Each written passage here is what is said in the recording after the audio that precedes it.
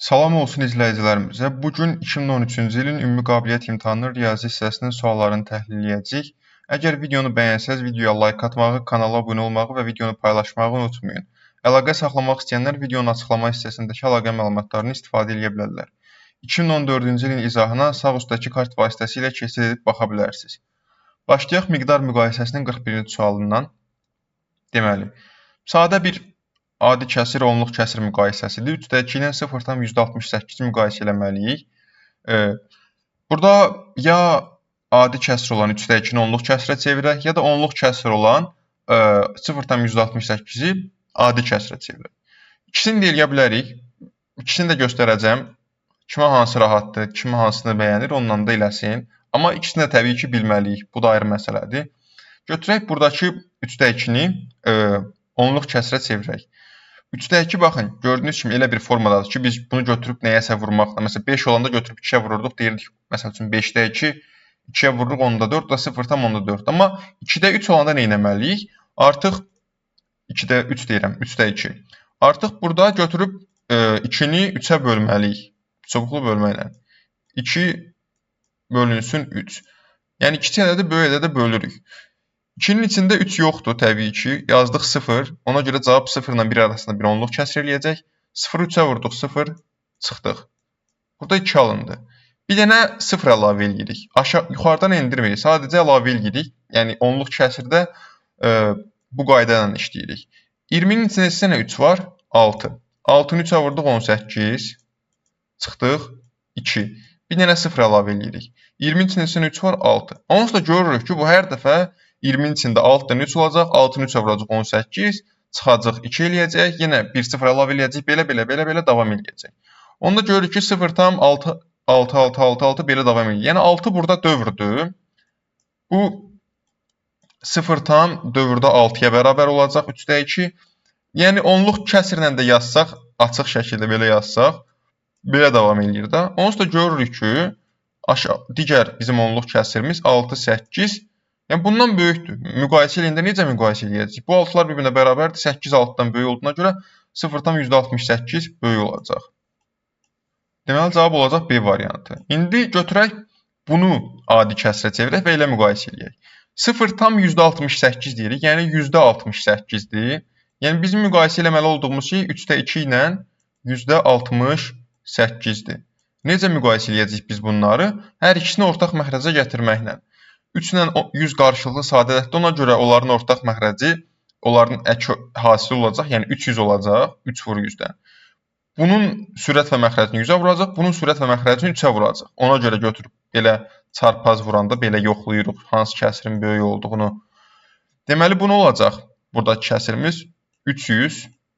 Məxrəcini 100-ə vurduq. Bu da 200. 300-də 200. Bunda nə olacaq 3-ə vuranda? Deməli 368-i də 3-ə vuranda 3 vur 60-dan 180 gəlir və 3 vur 8-dən 204. Yenə gördük ki, %68 böyük gəldi. Yenə eyni şeydir. Baxaq 42-ci suala. N natural ədəddir. N plus 2-də 5-mi, yoxsa N plus 1-də 6-mı? Təbii ki, N plus 2 ilə N plus 1 də natural ədəd olacaq. Yəni bizim kəsirimiz müsbət bir kəsirdir. Biz görürük ki, 6 ilə müqayisədə 5-i kiçiliblər. N plus 1 ilə müqayisədə də yenə artırıblar, bir vahid N plus 2 olub. Yəni, sürətini kiçiltdikcə də, məxrəcini böyütdükcə də bizim kəsirimizin qiyməti kiçilmiş olacaq. O mənaya gəlir ki, yəni 6 bölünsün N plus 1 ilə müqayisədə 5 bölünsün N plus 2-nin qiyməti iki tərəfli onsuz da daha kiçik olmuş olacaq. Həm sürəti kiçik olduğuna görə, həm də məxrəci böyük olduğuna görə. Təbii ki, müsbət kəsirlərdən danışdığımıza görə belədir. Bundan başqa bunu belə göstərmək olar, ortaq məxrəcə gətirməklə. Onsuz da bildik bu böyük olacaq. Yəni cavab B-dir. Amma ortaq məxrəcə gətirməklə. Yəni 5 bölünsün N plus 2, 6 bölünsün N plus 1. Ortaq məxrəc nə olacaq? N plus 1 vurulsun N plus 2. Yəni birinci kəsirin həm sürətini, həm məxrəcini N plus 1-ə vuracaq. İkinci kəsirin həm sürətini, həm məxrəcini N plus 2-yə vuracaq. Yəni belə 5 vurulsun N plus 1, N plus 2 vurulsun N plus 1. Yəni kəsirin əsas xassəsi də bu. Sürət və məxrəci eyni ədədə vurduqda və böldükdə sıfırdan fərqli. kəsrin qiyməti dəyişmir. Burada da n plus 2-yə vuracaq. 6 vurulsun n plus 2 bölünsün n plus 1 vurulsun n plus 2. İndi görürük ki, məxrəcləri indi, amma sürətləri indi vurub açanda nə görəcəyik biz? Bu belə olacaq. 5-in üstə gəl 5. Bura heç açmağa ehtiyac yoxdur. Qoyun elə belə qalsın. Artıq iş görmüş olaraq onsuz da. 6n plus 12. Təbii ki, yenə müsbət olacaq kəsrin sürət və məxrəci n-in naturallığına görə. Yəni, məxrəclər eynidir. Fikir verin. Hansının sürəti böyükdür? Təbii ki, 6n üstə gəl 12 böyük olacaq da. Çünki 5-in üstə gəl 5-dən böyükdür. Niyə? 1n artıqdır, hətta 7 də artıq. Yəni, n plus 7 qədər artıq olacaq bunun sürəti. O da o mənaya gəlir ki, onsuz da bu kəsir böyükdür. Yəni, bu da bundan böyükdür, bu da bundan böyükdür. Çünki kəsrin sürət və məxrəci yenə də vurmuşduq, qiyməti dəyişməyəcəkdir kəsrin. İndi 43-cü suala baxaq. Kubun hər bir tilinin uzunluğu cəmi 42 sm. Yəni, bizdən kubun bir sərhədinin, yəni burada sərhəd sözünü həmişə ümumi qabiliyyət imtahanında üz əvəzinə sərhəd yazırlar. Onu da bilmirəm niyə. Kubun bir üzünün perimetri, yəni oradakı bir üzünün, hər bir üzü kvadratdır. Oradakı bir kvadratın perimetri mi, yoxsa 14 mü? Tillərin uzunluqları cəmi 42-dirsə, yəni neçə dənə tili var kubun? 12 və hamısı bir-birinə bərabərdir də. Yəni 12a 42-dirsə, buradan əslində bizim tapmalı olduğumuz elə 4a-dır. Yəni bir də a-nı heç tapmağa ehtiyac yoxdur. Yəni bizə perimetr, kubun bir üzünün perimetri 4a olmayacaq bir til a olduğuna görə. Ona görə gəlin hər tərəfi 3-ə bölək. Onda 4a-nın da 14-ə bərabər olduğunu görürük. Lap onu eləməsəydiniz belə, yaxşı a-nı tapaq. A bərabərdir 42 bölünsün 12. A bərabərdir 42-nin içində, 36-nın içində 3 dəfə də 12, geriyə də 6 əlavə edirik 42-yə. Həmin 6-nı da 12-yə böləndə yarımdır, yəni 3,5-dir. Deməli, bir tilin uzunluğu 3,5-dir. Bir üzün perimetridən, yəni 4 dənə tildən əmələ gələn kvadratdır. Yəni 4a da bərabər 4 vurulsun 3,5. 4-ü 3-ə vuranda 12, 0,5-ə vuranda da 2 eləyir. Yəni 14. Buradan da gördük ki, onsuz da bərabərdir. Həmin üzün perimetri 14-də. İstənilən üzün perimetri. Baxaq 44-cü suala. Rəqəmləri cəmi 25-ə bərabər olan 3 rəqəmli ədəd, yoxsa 700? Görürük ki, 3 dənə rəqəmin cəmi üçün 25 xeyli böyükdür. Çünki 3 dənə 9-un cəmi artıq 27 eləyir. Deməli, çox acı azalıbdır 27-dən, 2 vahid azalıb. Bu nə cür mümkündür? Deməli, həmin 3 rəqəmli ədədin rəqəmləri 7, 9 və 9 ola bilər. O demək deyil ki, 799 olmalı. Yəni, bunların yer dəyişməsindən alınan ədədlər də ola bilər. Məsəl üçün, 979 və yaxud da 997. Və yaxud da bir də bir cür mümkündür. 8, 8, 9 vasitəsilə. Yəni, 889, 898, 988 bunlar ola bilər. Yəni ki, bu ədəd, onsuz da biz dərhal bunları görəndən sonra başa düşməli olduğumuz şey nədir?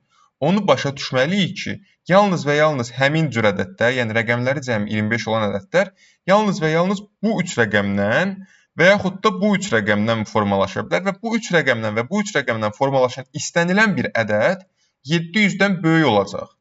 700-dən böyük olacaq. Yəni, buradakı, bu sütundakı məlumat, ədəd 700-dən həmişə böyük olur.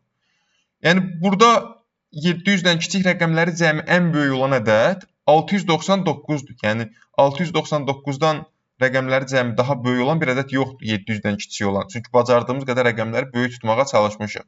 9, 9, 7-dən kiçik olan bir rəqəmlərdən ən böyük 6-dır. 699-un rəqəmləri cəmi 24-dür. Yəni, 700-dən kiçik ədədlər içində rəqəmləri cəmi 25 olan ədəd yoxdur. Onsuz da 3 rəqəmli ədəd yoxdur. Yəni, onsuz da bu yazıdan da başa düşməli idik. 3 dənə rəqəmi yazılışından. Belə də göstərmiş olduq. Deməli ki, həmin ədədlər istənilən bir ədəd, həmin rəqəmləri cəmi 25 olan 3 rəqəmli istənilən bir ədəd 700-dən böyükdür. Ona görə cavab A olur. Deməli, 45-ci suala baxanda, deməli, cavab nə oldu burada? Bu ədədlər böyük olur 700-dən. A variantı.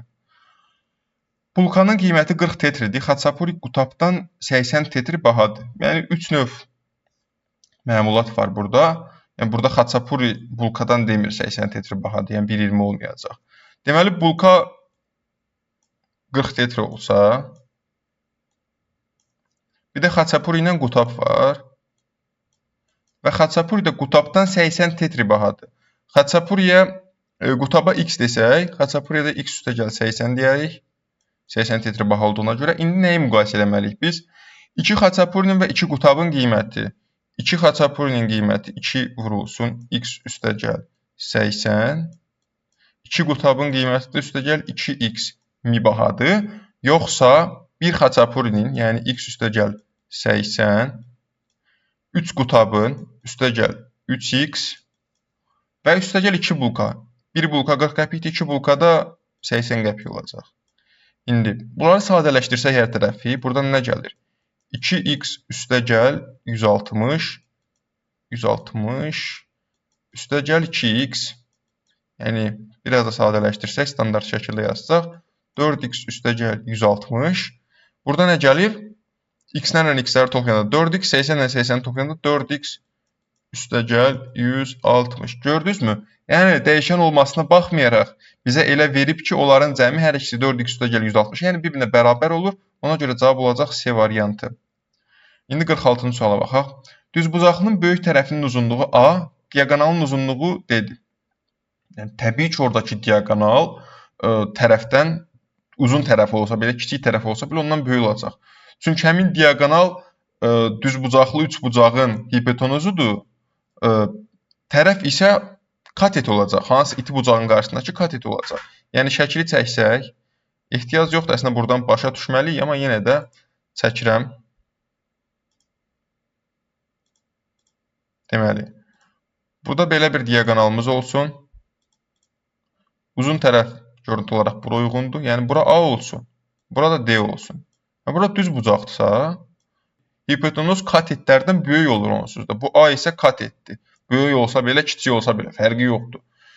Yəni, böyük bucağın qarşısında üç bucaqda, lap hipotenuz kateti belə bilmə. Üç bucaqda böyük bucağın qarşısında böyük tərəf durur. Yəni, bura düz bucaqdır, bura iti bucaqdır. Yəni, bu böyük bucaq olduğuna görə qarşısındakı diaqonal daha böyük olacaq, nəinki iti bucağın qarşısındakı A tərəfi. Yəni, çox sadə bir sualdır. Ona görə belə olacaq. Cavab isə oldu B variantı. Hələ ki, çətin bir sual yoxdur. Baxaq 47-ci suala. 12 milyon 4 milyon 700 mindən çoxdur. Nə qədər? Elə 12-nin özündən 4,7-ni də çıxa bilərik. Çünki 700 min 0,7 milyonda 4,7-ni çıxanda burada 0-dan 7 çıxa bilmirik. Buradan birini verdik. 10-dan 7 çıxanda 3 vergülü qoyduq. 11-dən də 4 çıxanda neçə eləyəcək? 7. Deməli 7,3 milyon, hansı ki 7 milyon 300 minə bərabərdir. Və yaxud elə 12 milyondan ilə 4 milyon 700 min. 4 milyon 700 mində çıxanda bu sıfırlardan hamısının bir-bir çıxanda onsuz da sıfır eləyəcək. Bura çatanda 0-dan 7 çıxanmırıq. 2-dən birini verdik. 10-dan 7, 3. Burada nə qaldı? 11-dən 4 də qaldı neçə? 7. Deməli, eləyəcək 7 milyon 300 min. 48-ci suala baxaq. Dairəvi diaqramda şəhərin sakinlərinin neçə faizinin savadı olmadığı, neçə faizinin ibtidai ilə tamam orta, ümumi orta, orta peşə yaxud ali təhsilli olduğu verilibdir. Biraz təhqir kimi yazıbdır savadı olmadığı. Yəni, təhsil olmayan şəxs kimi də yaza bilərdi. Niyə belə qəribə tərcümə olunubdur, onu da başa düşmədim. Nəysə, biz bilirik ki, ümumiyyətlə bunların bütün dairəvi diaqramda faiz göstəricilərinin cəmi 100% olmalıdır. Yəni, bir tamı ifadə edirlər bunlar. Bizə 5 dənə kateqoriyanı veribdir. Bir dənə ali təhsil necə tapacaq? Hamısını toplayıb 100-dən çıxacaq. Yəni, 5 dənə də toplayıb 100-dən çıxa bilirsinizsə, bu sualı həll edə bilirik də. Deməli, 11 üstə gəl 12,4 üstə gəl 10,2 üstə gəl 28,6 üstə gəl 15,3. Bu neçə eləyəcək? Qruplaşdırma eləyək bizə əlverişli olanları. 0,4 ilə 0,6 sonlarını eləyək ki, tam ədəd alınsın. Bu ikisini toplayanda deməli neçə eləyir? 12 ilə 28 toplayanda 40, bir də kəsr hissələrdə 1 gəlir, 41. Bu ikisinin də 41-dir. Deməli, Ondan sonra bura 15,3-dür. Bu ikisini toplasaq neçə gələcək? 10,2-nin 15,3-ü 25,5. Bir də 11 var. Bu ikisini topladıq. İndi 41 ilə 25,5-i elədi 66,5. Bununla da toplayanda deməli eləyir 77,5. İndi deyirəm düz hesabladım. 77,5. 100-dən də 77,5-i çıxanda qalır 22,5 faizini təşkil eləyir. Cavab oldu A variantı. Bir də təzədən baxım. Deməli 12,4 ilə 28,10 oldu. 41 eləyir. 10,2 ilə bu 25,5 toplayanda 66,5 77,5 doğrudur. Deməli 49-cu suala baxaq. 6 il bundan əvvəl Annanın 28 yaşı var idi. X il bundan əvvəl Anna neçə yaşındaydı? 6 il bundan əvvəl 28 yaşı varsa, indi 34 yaşı var. X il bundan əvvəl də 34 çıxılsın X yaşı var. Yəni bu qədər sadə bir sual. 50-ci suala baxaq. ABCD düzbucaqlısının AD tərəfinin uzunluğu 12-dir. AB-nin isə 8-dir. Yəni bura 8-dir. Bura 12-dir. Bizə başqa nə verib? M nöqtəsi BC tərəfinin orta nöqtəsi. Düzbucaqlı olduğuna görə AD BC-yə bərabərdir. Qarşı tərəflər birinə bərabər olur. M nöqtəsi orta olduğuna görə 12-ni tam yarı bölür. Yəni BM də MC də hər ikisi 6 olacaq. Bizdən nəyi soruşur? AM-i soruşur. O da Pifaqorla bura düzbucaq olduğuna görə 6, 8, 10 gəlir. İndi onu da göstərək yenə. Kök altında katetlərin kvadratları cəmi bərabər olacaq. Kök altında 64 üstəgəl 36. O da kök 100, oradan da 10 gələcək. Cavab oldu C variantı. Baxaq 51-ci suala. Mağazada 1 kiloqram almanın qiyməti 5 lari, əriyin qiyməti isə 2 dəfə az idi. Yəni almanın qiyməti 5 lari isə, əriyin qiyməti 2 dəfə az isə, yəni 5/2, yəni 2,5 laridir da. Yəni 2 lari 50 qəpik də, yəni qısacası əriyin qiyməti olacaq 2,5 lari. Deməli, onların Nino bu mağazadan alma və əriyi aldı. Onların ümumi çəkisi 6 kiloqram. Toplam 6 kiloqram alıb, amma hərəsinin neçə kiloqram olduğunu hələ ki bilmirik. Almanın çəkisi satın alınmış meyvənin çəkisinin 1/3-ni təşkil edir.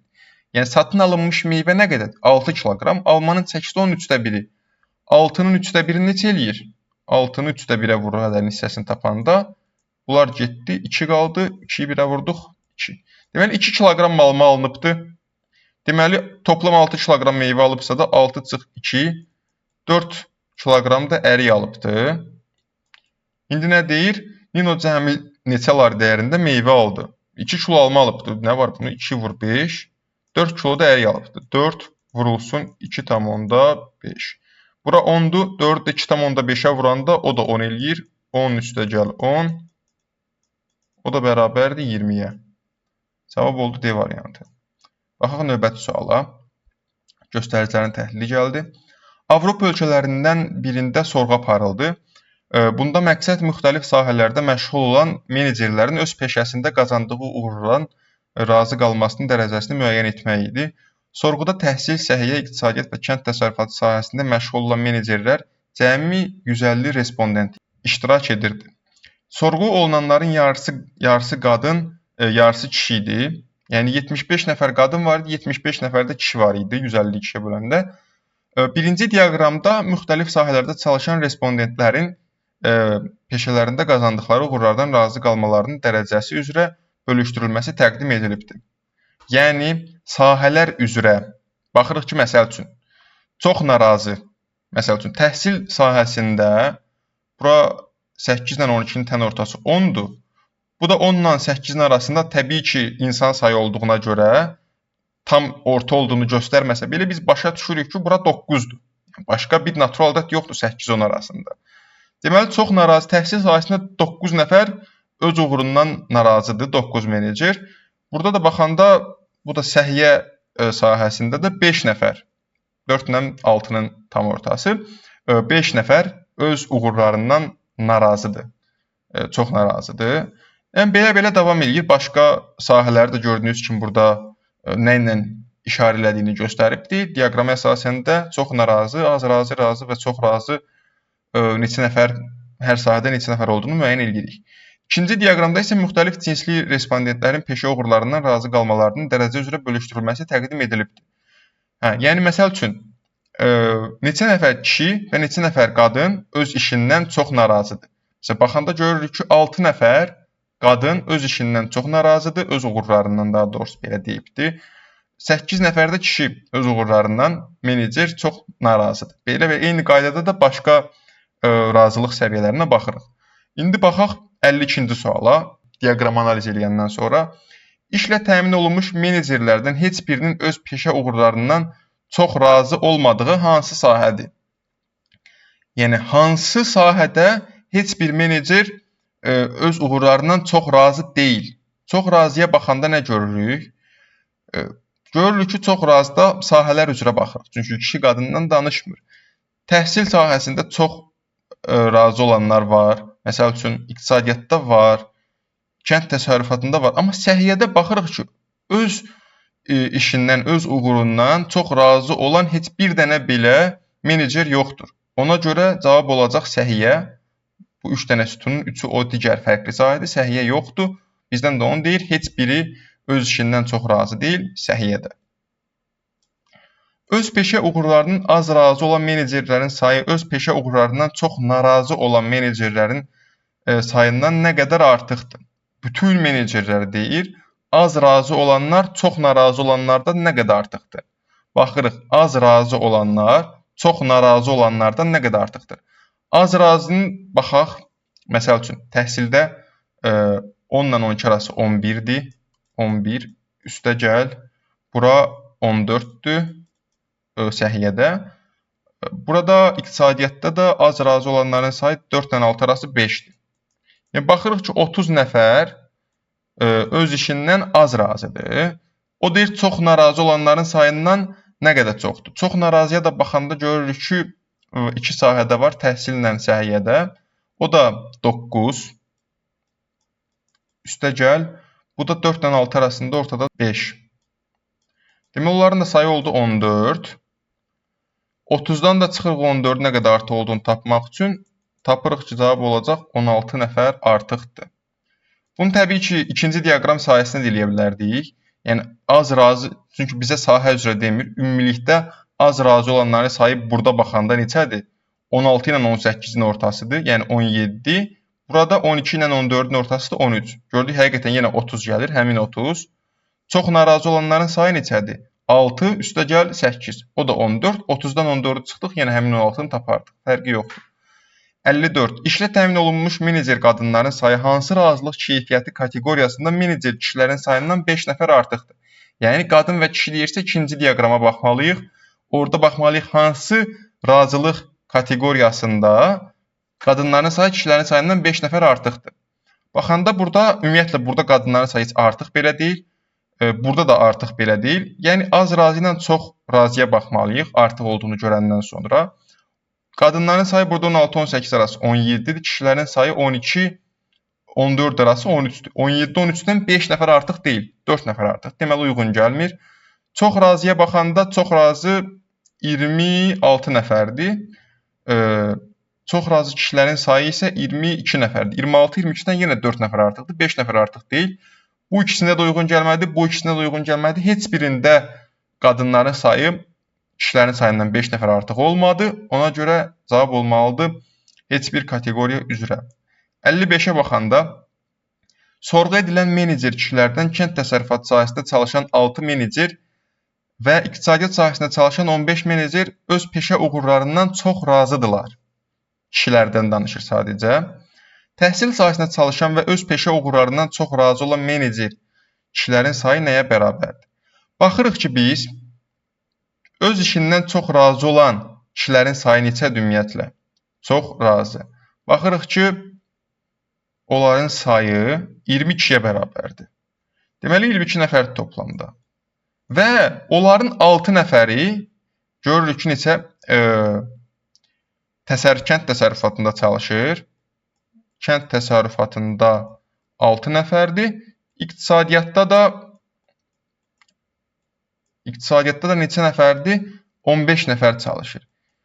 Artıq sahələr üzrə də deyir. İndi deyir ki, təhsil sahəsində çalışan və öz peşə uğurlarından çox razı olan menecer kişilərin sayı. Ümumi də 22 nəfər idi. Biz baxırıq ki, burada elə onsuz da 3 dənə sahəni veribdi.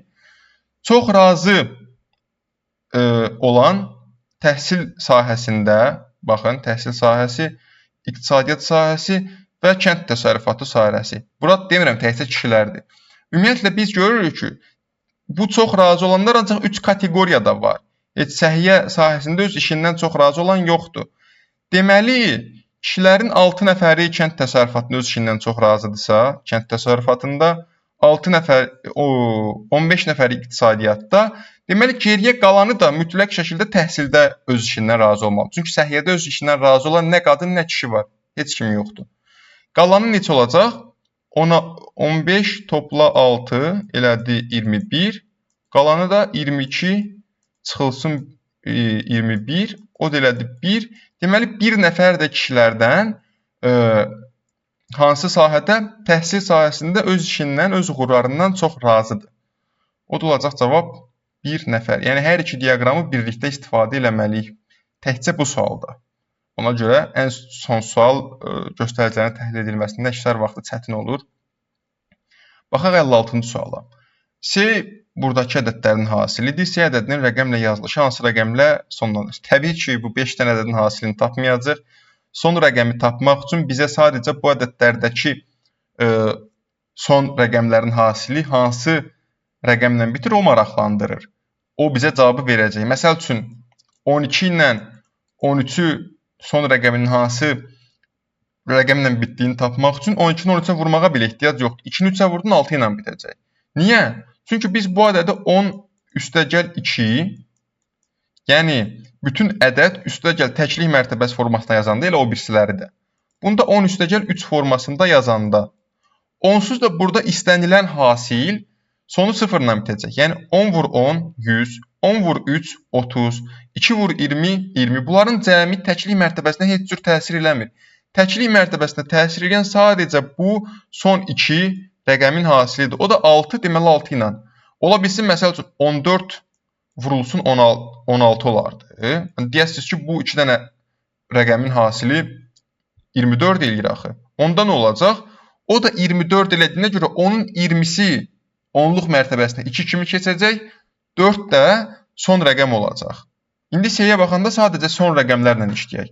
6-nı 8-ə vurduq, elədi neçə? 48. Deməli, 8 ilə bitəcək bu ikisinin hasili. 8-i 9-a vurduq, elədi neçə? 72. Bu üçünün hasili də 2 ilə bitir. Bir də 6-ya vurduq 2-ni, 12. Bu 4 ədədin hasili 2 ilə bitir. Onu da 1-ə vurduq. Deməli, bu 5 ədədin hasili də elə 2 ilə bitmiş olacaq.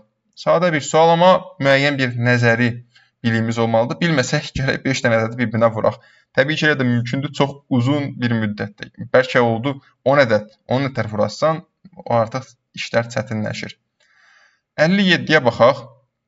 Kvadratın sahəsi 36 kvadrat santimetrdir. Onun hər tərəfi 3 bərabər hissəyə bölünmüş və bölünmə nöqtələri kəsiklərlə birləşdirilmişdir. Yəni, bu nöqtələrin hamısını birləşdirib, bir dənə 8 bucaqlı əldə ediblər. Həmin 8 bucaqlının sahəsi nəyə bərabərdir? Həmin 8 bucaqlının sahəsini çox asan bir şəkildə tapacaq. Kvadratın sahəsi tərəf A olsa, A kvadratı 36-dır. Biz başa düşməliyik ki, tərəf olmalıdır 6. Mənfi 6 deməyin, çünki tərəfin uzunluğu mənfi 6 ola bilməz.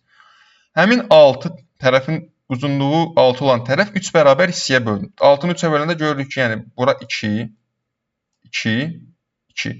Eyni qaydada da olardı. Məsələn, burada 2, 2, 2. Burada. Yəni, hamısını yazmağa ehtiyac yoxdur. Heç bu qədər yazmağa ehtiyac yox idi. İndi kvadratın sahəsi 36-dır. Gəlin, neyniyək? Buradakı 4 dənə ağ üçbucaqların sahələrini toplayaq. Xası ki, elə konqurent düzbucaqlı üçbucaqlardır. Onların sahələri cəmini toplayaq, cəmini tapaq. Kvadratın sahəsindən də həmin cəmi çıxanda 8 bucaqlının sahəsini əldə eləmiş olacaq. Sanki kvadratın o kənarları kəsilibdir, geriyə 8 bucaqlı qalıbdır. Buradakı bir dənə düzbucaqlı üçbucağın sahəsi nədir? Burada 2 olduğuna görə ümumiyyətlə 2 vurulsun 2 bölü 2 katetlərin hasilinin yarısı, yəni 2-dir. Təbii ki, digərləri ilə konqurent üçbucaqdır, onların da sahəsi 2 olacaq. Yəni 4 dənə sahəsi 2 olan düzbucaqlı üçbucağın sahəsi olacaq 8. Yəni həmin sahələrin cəmi 8-dir. 36-dan da həmin 8-i çıxacaq. Eləyəcək 28 olacaq həmin 8 bucaqlının sahəsi. İndi baxaq 58-ci suala. Traktorla torpaq sahəsinin 12/5 hissəsinin şumlanması üçün 2,5 saat lazım gəlir. Bu traktorla həmin sahənin 3/2 hissəsini şumlamaq üçün neçə saat vaxt lazımdır? Ümumiyyətlə biz onu başa düşməliyik ki, şumlanan sahə ilə vaxt düz mütənasibdir. Məsəl üçün şumlanan sahə 2 dəfə artsa, biz onu 2 dəfə gec şumlayacağıq. 2 dəfə azalsa, 2 dəfə tez şumlayacağıq. Düz mütənasibdir deyə biz bir dənə tənasüb quraq. Deməli 12/5 bura hissə deyək. Burada deməli nə deyək? Zaman deyək. Deməli 12/5 belə yazdım ki, 5 yazmağa yer qalmadı. Deməli 12/5 hissəsini şumlamaq üçün 2,5 saat lazımdır. Bəs 3/2 hissəsini şumlamaq üçün neçə saat vaxt lazımdır? X saat. Deməli, bunlar düz mütənasib olduğuna görə çarpaz vuracaq. Onda hətta biz bunu 12/3-ü, 3/2-ni daha doğrusu 12/8 kimi də yaza bilərik. Onu 12/8 kimi yazandan sonra bura 12/8, bura 12/5-dir. Yəni bir dəfəlik tək ki, nisbətləri bunların bir-birinə bərabər olsun. Yəni 12/5 ilə 12/8-in yerinə də 5 ilə 8 də yaza bilərik. İşimizi asanlaşdırmaq üçün. Yəni heç bir şey dəyişməyəcək. Tək ki, buradakı bununla bu sahənin nisbəti 5-in 8-i olsun. Demək istədiyim budur. Amma nəysə, qoy olduğu kimi elə bura 3/2 qalsın, burada belə qalsın.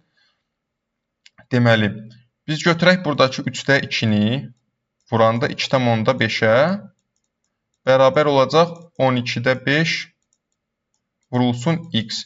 Bu 2,5 elə 2,5, yəni qarışıq ədədlə budur. Bu da 2,2-dir, o da 2/5-dir də. Deməli, 3/2 vurulsun. Elə bunu adi kəsrə çevirdik. Neçə oldu? Dedik ki, 2/5. Bunu göstərmək üçün yazmışdım. Silək, mane olmasın bizə. Yəni 2,5-i adi kəsrə çevirdim. 2/5 oldu. Bərabər oldu 12/5 vurulsun x-ə. Deməli, 3/2-lər getdi. Bağışlayın, 5-i sildim. Deməli, 3/5 bərabərdir 12/5 vurulsun x-ə. 12/5-i digər tərəfə keçirəndə bölmə olacaq. Yəni 3/5 bölünsün 12/5 bərabərdir x-ə. Kəsrə bölmək onun tərsinə vurmaqla eyni şeydir. Yəni 3/5 vurulsun 5/12 bərabər olacaq x-ə. 5-lər ixtisar getdi. Burada qaldı 3/12, yəni 12 bölü 3 eləyəcək 4. Yəni x bərabərdir 4. Yəni 4 saata şumlayardı həmin hissəni. Çünki 3/2 hissə bundan çoxdur axı.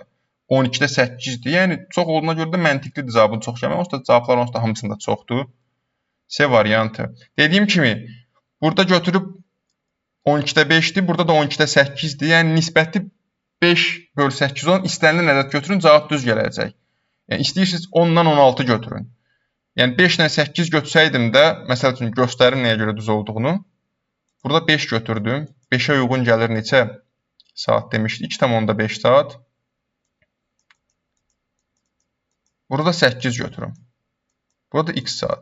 O da bərabər olacaq 5x bərabərdir 8 vurulsun 2,5. Hansı ki elə 20 eləyir. Gördünüzmü nə tez tapdıq? 20 bölünsün 5-dən də gəlir 4. Keçək 59-cu suala. M, N və K bir-birindən ardınca gələn natural ədədlər, yəni ardıcıl natural ədədlərdir. Bununla yanaşı elə verildiyi sıra ilə davam edirlər. Yəni M kiçikdir N, kiçikdir K. Yəni M gəlir, sonra N gəlir, sonra K gəlir. İndi görək bunlardan hansı düzgündür? 1. M üstəgəl K cütdür. Bu fikir doğrudur. Yəni bu ardıcıl gələn natural ədədlərdirsə, bizə təklik cütlükdən danışırsa, 2 variant var. M, N, burada K olsun, ardıcıl belə gəlirlər. Təklə başladıqsa, yəni M təkdirsə, bu cüt olacaq, bu tək olacaq. Cütlə başladıqsa, bura cütdürsə, ondan sonra gələn tək, ondan sonra gələn cüt olacaq. İndi bu əlimizdəki bu məlumatı istifadə edərək bunlara baxaq. M üstəgəl K cütdür. İstənilən halda cütdür. İstəyirsən ikisi də tək olsun M ilə K-nın. Təklə tək toplayanda cüt eləyir. İstəyirsən ikisi cüt olsun. Cütlə cüt toplayanda cüt eləyir. Ona görə birinci düzdür. İkinciyə baxanda nə deyir? Bizə N üstəgəl K təkdir. İstəyirsən N cüt olsun, K tək olsun. Ardıcıl gələn ədədlərdir də bunlar. Yəni bu cüt olsun, bu tək olsun. İstəyirsən bu tək olsun, bu cüt olsun. Cütlə təkin cəmi, yəni yerini dəyişsən də onsuz da tək eləyəcək. Bu da düzdür. Üçüncüyə baxanda isə nə deyir? M vur K cütdür. Burada da biri tək, biri cüt olduğuna görə iki variantdadır. Ya N cüt K tək, ya N tək K cüt. Yəni vuruqlardan ən az biri belə cütdürsə, onsuz da cütü təkə vuranda cüt eləyir. Ona görə üçüncü də düzdür. Yəni hamısı düzdür. Ona görə cavab olacaq D variantı. İndi baxaq 60-cı suala. İki avtobus iki şəhərdən eyni vaxtda bir-birinə doğru hərəkət etdi. Hər ikisi bərabər sürətlə maneəsiz hərəkət edirdi. Saatda 70 km saat sürətlə hərəkət edən birinci avtobus görüşərək ikinci avtobusdan 1,4 dəfə çox məsafə qət etdi. İkinci avtobusun sürəti nəyə bərabər idi? Biz ikinci avtobusun sürətini bilmirik. V2 bərabərdir X. Amma görün bizə nə deyibdir? Bunlar görüşənədək ikinci avtobus 1,4 dəfə çox məsafə qət edir. Hətta şəkli təsvir eləsək daha da yaxşı olar. Buradan birinci avtobus çıxsa, buradan da ikinci avtobus çıxsa, bunun sürəti 70 km saatdır. Yəni V1 bərabərdir 70 km saat.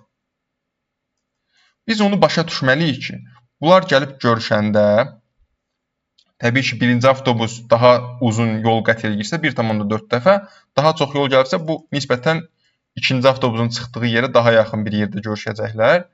Və biz onu başa düşməliyik ki, bu suallar dəfələrlə düşüb ümumi qabiliyyət imtahanı. Bunlar görüşənə kimi eyni vaxt yol qət ediblər. Yəni biri 2 saat gəlibsə, o birisi də 2 saat gəlib. Biri 3 saat gəlibsə, o birisi də 3 saat gəlib. Eyni vaxtda çıxırlar və müəyyən bir vaxtda görüşürlərsə, deməli eyni vaxt qədər yol gəliblər də. Eyni vaxt sərf ediblər ora gəlmək üçün. Yəni biz birinci avtobusun getdiyi məsafə ikincidən 1,4 dəfə çoxdur. Birinci avtobusun getdiyi məsafəyə nə deyə bilərik? Tutaq ki, T saat hərəkət ediblər. Heç 2 saat belə bir şey demirəm konkret. T saat hərəkət ediblər. Birincinin sürəti 70-dir. Məsafəni necə tapırıq? V vurulsun T. Yəni sürət vurulsun zaman. Deməli birincinin qət etdiyi məsafə budur. S bərabərdir 70 T-yə. İkincinin qət etdiyi məsafə nə olacaq? Bura S1 deyək. İkincinin qət etdiyi məsafə nə olacaq? Sürəti x-dirsə, burada demişdik. T saatı da xt. İndi bizə deyir ki, bunun qət etdiyi məsafə. Bunun qət etdiyi məsafədən çıxdı bura. T-nin xəttidir. Qət etdiyi məsafədən 1,4 dəfə çoxdur. Yəni 70t bölünsün xt bərabər olacaq 1,4-ə. T-lər ixtisar getsin. Deməli 70 bölünsün x bərabər olacaq 1,4-ə. Vursaq 1,4x bərabər 70-ə. Deməli x də bərabərdir 70 bölünsün 1,4-ə. İndi burada 1,4-ə əgər bölə bilmiriksə, ən pis halda götürün. Hər ikisini 10-a vuraq götürək. 5-ə vuranda da xilas olmuş olur. Daha az böyütmüş oluruq sürət və məxrəci. Çünki 5-i 0,4-ə vuranda artıq tam əldə eləmiş oluruq. 5-i 1,4-ə vuranda çünki 7 eləyir. Amma nəysə, tutaq ki, bilmirik. Ən pis halda 10-a vurun ki, bu vergül sağa keçsin, 14 olsun. Yəni 700 bölünsün 14. Bunlar da elə 14, 714-ə bölünür. Elə bölündə də görəsiniz ki, cavab neçə eləyir? 50. Deməli, x, yəni ikinci avtomobilin sürəti saatda 50 km imiş. Baxaq 61-ci suala. M-i 4-ə böldükdə alınan qalıqmı, yoxsa M-i 8-ə böldükdə alınan qalıqmı? Hansı böyükdür və M natural ədəddir. Bunu da nəzərə alaq. Deməli ki, burada ədədi 4-ə böləndə, natural ədədi 4-ə böləndə alınan qalıqlar nə ola bilər? Biz bilirik ki, qalıq həmişə böləndən kiçik olmalıdır. Yəni ədədi 4-ə böləndə ya qalıqsız, yəni qalıq 0, ya 1, ya 2, ya 3 ola bilər həmin qalıq. 8-ə böləndə də eyni qaydada 0-dan 7-yə kimi ola bilər bu qalıq. Amma burada bir şeyi nəzərə almalıyıq. Məsəl üçün, 4 ədədi 8-in böləni olduğuna görə, ədədi 8-ə böləndə ədədi 8-ə böləndə məsəl üçün qalıq 1 gəlirsə, deməli ədədi 4-ə böləndə də həmin ədədi 4-ə böləndə də qalıq 1 gələcək. Məsəl üçün 8-ə böləndə qalığı 1 olan ədədləri biz bu formada yaza bilərik də. 8k üstəgəl 1. İndi bu ədədin 4-ə bölünməsindən alınan qalıq nəyə bərabər olacaq? Təbii ki, bu hissə onsuz da 4-ə qalıqsız bölünür. Niyə orada 8 4-ün bölünənidir. Həmin 8-i 4 vur 2 kimi yaza bilərik də biz. 4 vur 2k. Yəni burada hətta cavabın belə nə olduğunu görürük. 2k eləyir 4-ə böləndə. Yəni bu ədədi də 4-ə böləndə, nətər ki 8-ə böləndə qalıq 1 gəlirsə, 4-ə böləndə də qalıq 1 gələcək. 8-ə böləndə qalığı 2 alınan ədədləri bu formada yaza bilərik. 4-ə böləndə də qalıq 2 gələcək. Eyni qaydada 3 üçün də. 8-ə böləndə qalıqda 3 alınan ədədləri belə yazıq. 4-ə böləndə də qalıq 3 gələcək. Amma 8-ə böləndə qalığı 4 olan ədədləri 4-ə böləndə qalıq 3 gəlirmi? 4 gəlirmi daha doğrusu? Təbii ki, yox. Nətər 4-ə bölmənin qalığı 4 gəlsin? 8-ə böləndə qalığı 4 olan ədədləri bu formada yaza bilərik, natural ədədlər. Haradakı k 0-dan böyük bərabər natural ədədlər. Yəni 0, 1, 2, 3, 4 belə davam edir. K-nın ala biləcəyi qiymətlər. Çünki bu ədəd natural olmalıdır. İndi bu ədədi 8-ə böləndə qalıqda 4 alınır. Bəs 4-ə böləndə təbii ki, bu ədəd 4-ə qalıqsız bölünür. Nəyə görə? Çünki bu da qalıqsız bölünür, bu da qalıqsız bölünür və toplananların hər biri ayrı-ayrılıqda 4-ə qalıqsız bölünürsə, deməli bax bu cəm də bütünlükdə 4-ə qalıqsız bölünəcək. Yəni gördük ki, 8-ə böləndə qalığında 1 olan ədədlər ilə 4-ə böləndə 1, 2, 2, 3, 3. Amma 4-ün qalığı yazaq bura. 4-ün qalığı belə bir cədvəl formasında yazaq. Daha dəqiq başa düşəcəyik. 8-in, yəni 8-ə bölmənin qalığı da. Biraz qısa yazdım. İndi biz dedik ki, 8-ə böləndə qalıq 1-dirsə, 4-ə böləndə də 1-dir. 2-dirsə 2-dir. 3-dürsə 3-dür. Amma 8-ə böləndə qalığında 4 alındı, 4-ə qalıqsız bölünür artıq. Göstərdik burada da. Deməli 0. 8-ə böləndə qalığında 5 olan ədəd 4-ə böləndə qalığında 1 alınacaq. Niyə 1 alınacaq? Yenə dövr eləyirik də təzədən eyni şeyi. Yəni 8-ə böləndə qalığında 5 olan ədədi bu formada yaza bilərik. 8k üstəgəl 5. Buradan qalıq gəlmir. Buradan da 4-ə böləndə qalıq 1 gəlir də. Ona görə 1. Burada 6-dırsa, burada qalıq 2. Burada 7-dirsə, hətta buranı silək. Cədvəlimizi tam göstərmək üçün başa düşdünüz onsuz da. Burada 3. 8-ə böləndə artıq qalıq 8 ola bilməz, qutardı. Qalıqlar ancaq bunlardır. Deməli 8-ə böləndə qalıqlar bu olanda 4-ə böləndə də bu olacaq. Yəni 8-ə böləndə qalığı 3 olan ədədlər üçün 4-ə böləndə də elə 3 olacaq. Ona kimi bərabərdirlər bu sütunlardakı məlumatlar. Amma artıq 8-ə böləndə qalıq 3-dən böyük alınırsa, 4-ün qalıqları bunlardır. Bu da görürük ki, hər bir halda böyükdür. Deməli, böyük də ola bilər, bərabər də ola bilər, amma kiçik heç vaxt ola bilməz B sütunu. Amma yenə də şərtləri müqayisə eləmək üçün kifayət deyil bu şərtlər. Deməli, C variantı. İndi 62-ci suala baxaq. Maraqlı sual idi. 61 ya da asan sual deyil idi. Demirəm çətindir, amma 6, 12, 7 və bu cür ardıcıllığımız var, davam eləyir. Nika və Tamara ardıcıllığın üzvlərini növbə ilə yazırdılar. Birinci üzvü Nika, ikinci üzvü isə Tamara yazdı. Tamaranın yazdığı hər üzv ardıcıllığın əvvəlki üzvündən 2 dəfə artıq, Nikanın yazdığı isə əvvəlki üzvdən 5 qədər kiçik idi. Onsuz da biz görürük də, məsəl üçün, birincini götürdü, Nika yazdı, sonra Tamara onu 2-yə vurdu. Sonra Nika neynədi? Ondan 5 çıxdı. Sonra Tamara təzədən 2-yə vuracaq. Bu cür istənilən bir həddi tapa bilərik biz burada. Bizdən də onsuz da 4-cü üzvü soruşur. İlk 3-ü verilibdir bizə. 4-cünü necə tapacaq? Birincini Nika yazıbsa, ikincini Tamara, yəni cüt olanları Tamara tapır da. Deməli 4-cü Tamara götürüb nə edəcək? Onu 2-yə vuracaq 7-ni. Deməli buna da yazaq A4. 4-cü üzvümüz bərabərdir nəyə? 2 vurulsun 7-yə. Elə də 14. İndi biz 4-ü tapdıq, budur. İndi 7-ni tapmaq üçün digərlərini də tapmalıyıq. A5 nəyə bərabər olacaq? Nika götürüb bundan 5 çıxacaq. O da bərabər olacaq 14 çıxılsın 5 bərabərdir 9. Sonra 6-cını tapmaq üçün Tamara götürüb bunu 2-yə vuracaq. 9 vurulsun 2 bərabərdir 18. Sonra Nika 7-cini tapmaq üçün bundan götürüb yenə 5 çıxacaq. Gördük ki, nə oldu? 13 oldu. Biz indi burada 4-cü üzv olan 14 ilə 13-ü müqayisə edirik. Görürük ki, 4-cü üzv böyükdür. Cavab olacaq A variantı. Baxaq 63-cü suala. Dairənin mərkəzi bir tərəfi dairənin radiusuna, digər tərəfi isə diametrinə bərabər olan düzbucaqlının təpələrindən birinə təsadüf edir. Yəni, bu mərkəz bu düzbucaqlının bu təpəsindədir və bizə o məlumatı verib ki, dairənin mərkəzi bir tərəfi dairənin radiusuna, yəni bir tərəfi dairənin radiusuna bərabər olan düzbucaqlı. Yəni biz burada görürük də, baxın, bu tərəf eni dairənin radiusuna bərabərdir. Bura R desək, digər tərəfi isə diametrinə bərabər olan düzbucaqlı.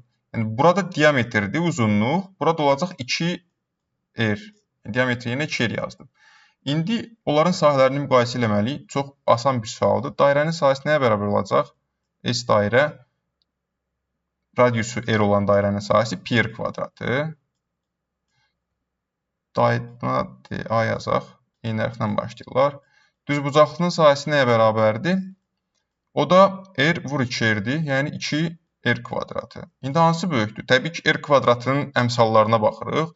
Burada R kvadratını pi'yə vurub, burada 2'yə vurub. Pi'nin də biz təqribi olaraq 3,14 olduğunu bilirik. Deməli, dairənin sahəsi böyük olacaq. Cavab olacaq A variantı. 64-ə baxaq. Tərəvəzlə dolu eyni cür 10 qutunu daşımaq üçün 4 arabacıq lazım gəldi. Hər arabacığa 150 kiloqram yük, arabacıqla daha doğrusu 150 kiloqram yük daşımaq olar. Daşınmış tərəvəzin çəkisi yoxsa 400 kiloqram. Belə baxanda asan sualmış kimi görünə bilər, amma çox abituriyentin də əminəm ki, çaşdığı sual tiplərindəndir. Nəyə görə? İndi izah eləyəcəm. Normalda fikirləşə bilər ki, 10 qutunu daşımaq üçün 4 arabacıq lazım olubsa, 3-ünü doldurmuşuq. Yəqin 450 kilo, birdən də nə qədərsə qoymuşuq lazım olubsa, deməli 450 kilodan çoxdur tərəvəzin çəkisi. O da oldu A variantı, amma səhvdir. Niyə səhvdir? Bizə deyir ki, hər arabacıqla 150 kiloqram yük daşımaq olar. O mənaya gəlmir ki, hər arabacığa 150 kiloqram yük doldurublar artıq. Nəyə görə doldurmayıblar, onu da indi izah eləyəcəyik. Biz buradan birinci onu başa düşməliyik ki, 10 dənə qutu var və bunu 4 arabacıq lazım gəlibdir bunu daşımağa. İndi hər arabaya neçə qutu qoyulubdur? Qoyulmuş ola bilər. 2 qutu qoyulmuş ola bilərmi hər arabaya? Yox. Onda 5 araba lazım olardı da. 5 araba lazım olar. Nəyə görə? Hər arabaya 2 qutu qoyardıq. Deməli, hər arabaya 2 qutu qoyulmayıbdır. 3 qutu qoyulmuş ola bilərmi? Ola bilər. Niyə? 3 dənə arabaya hərəsinə 3-3 qoyanda 9 qutu. Geriyə qalanı da bir dənəsində qoymaq üçün bir qutu yenə lazımdırsa, deməli 10 qutu oldu. Deməli 4 araba lazım gəldi. Amma 4 də ola bilməz. Hər arabaya qoyulan qutuların sayı. Nəyə görə 4 ola bilməz? Çünki birinci arabaya 4 qoyduq, ikinciyə 4 qoyduq, üçüncüyə də geridə qalan 2-ni qoyacaq, ondan geridə qalan 2-ni. Qutardı getdi. 4-cü araba bizim nəyə görə lazım olsun bizə?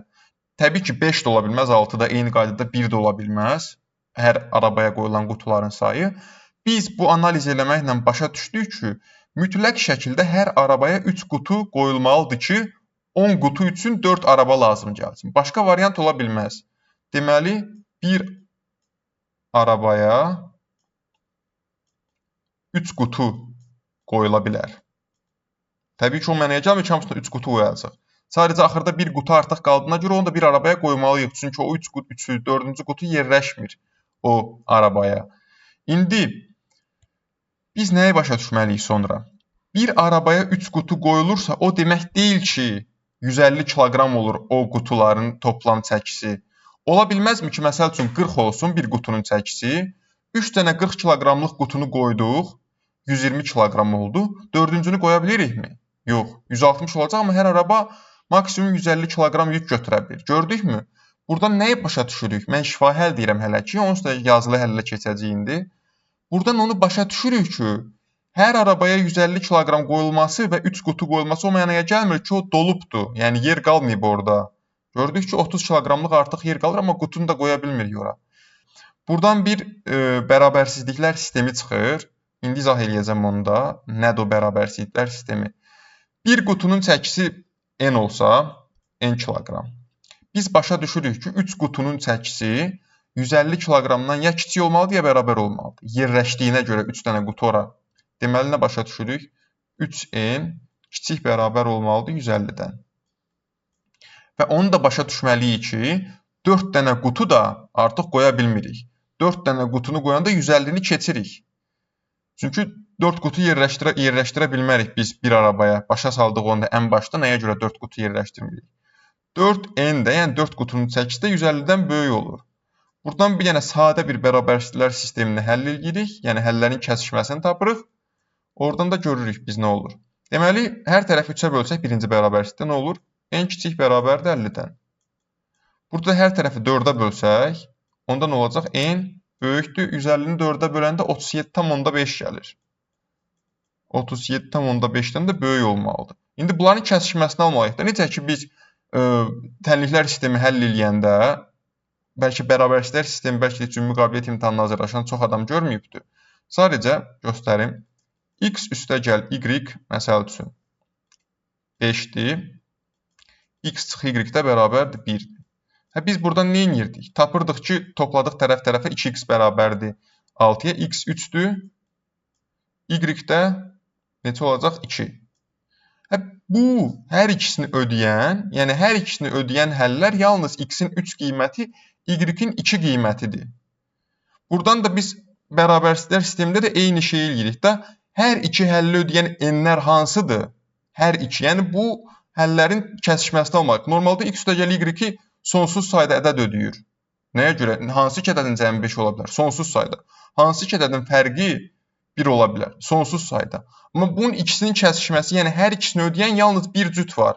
O da x-in 3, y-in 2 olduğu. İndi burada da n-dən n 50-dən kiçik bərabərdir. Nə qədər həll var? N 37,5-dən böyükdür. Nə qədər həll var? Amma bu ikisinin də ödəndiyi, biz bir dənə ədəd oxu çəksək, burada deyək ki, 0 olsun bura. 37,5 var, amma 37,5 həllə daxil deyil. Ona görə bunu boş dairə ilə belə çəkirik. Həllə daxil olmayacaq. Bir də 50 var, onu artıq qara. Yəni bu həllə daxil olacaq 50. Təbii ki, 0 onsuz da 0-ın sol tərəfi bizə lazım deyil. Yəni çəki ilə işimiz. Ona görə ola bilməz. Kütlə 0-dan kiçik. N kiçik bərabərdir 50. Hansı həllərdə olar? N kiçik bərabərdir 50. Baxırıq ki, bunlardır. Ta belə gedir. 0-a kimi. Amma həmçinin biz bilirik ki, N 37,5-dən böyük olmalıdır. Yəni 37,5-dən böyük də alt tərəfdə götürsək, belə sonsuzluğa kimi gedir. İndi bunların kəsişməsi hansıdır? Yəni hər ikisinin doğru olduğu yer hansıdır? Hansı aralıqdır? Yəni 37,5-dən həm böyük olmalıdır, həm də 50-dən kiçik bərabər olmalıdır. Çox dərin izah edirəm, amma yəni bilənlər üçün sadə bir şeydir onsuz da bu dediklərim. Yəni N 37,5-dən 50-yə kimi, amma 50 daxil olmaqla bu 37,5-in daxil olmadığını göstərir sadə mötərizə. Kvadratik mötərizə isə 50-nin daxil olduğunu. Bu çəkilərdə ola bilər bir qutu, başqa bir çəkidə ola bilməz. Hər 3 dənə qutunu bir arabada daşımaq üçün.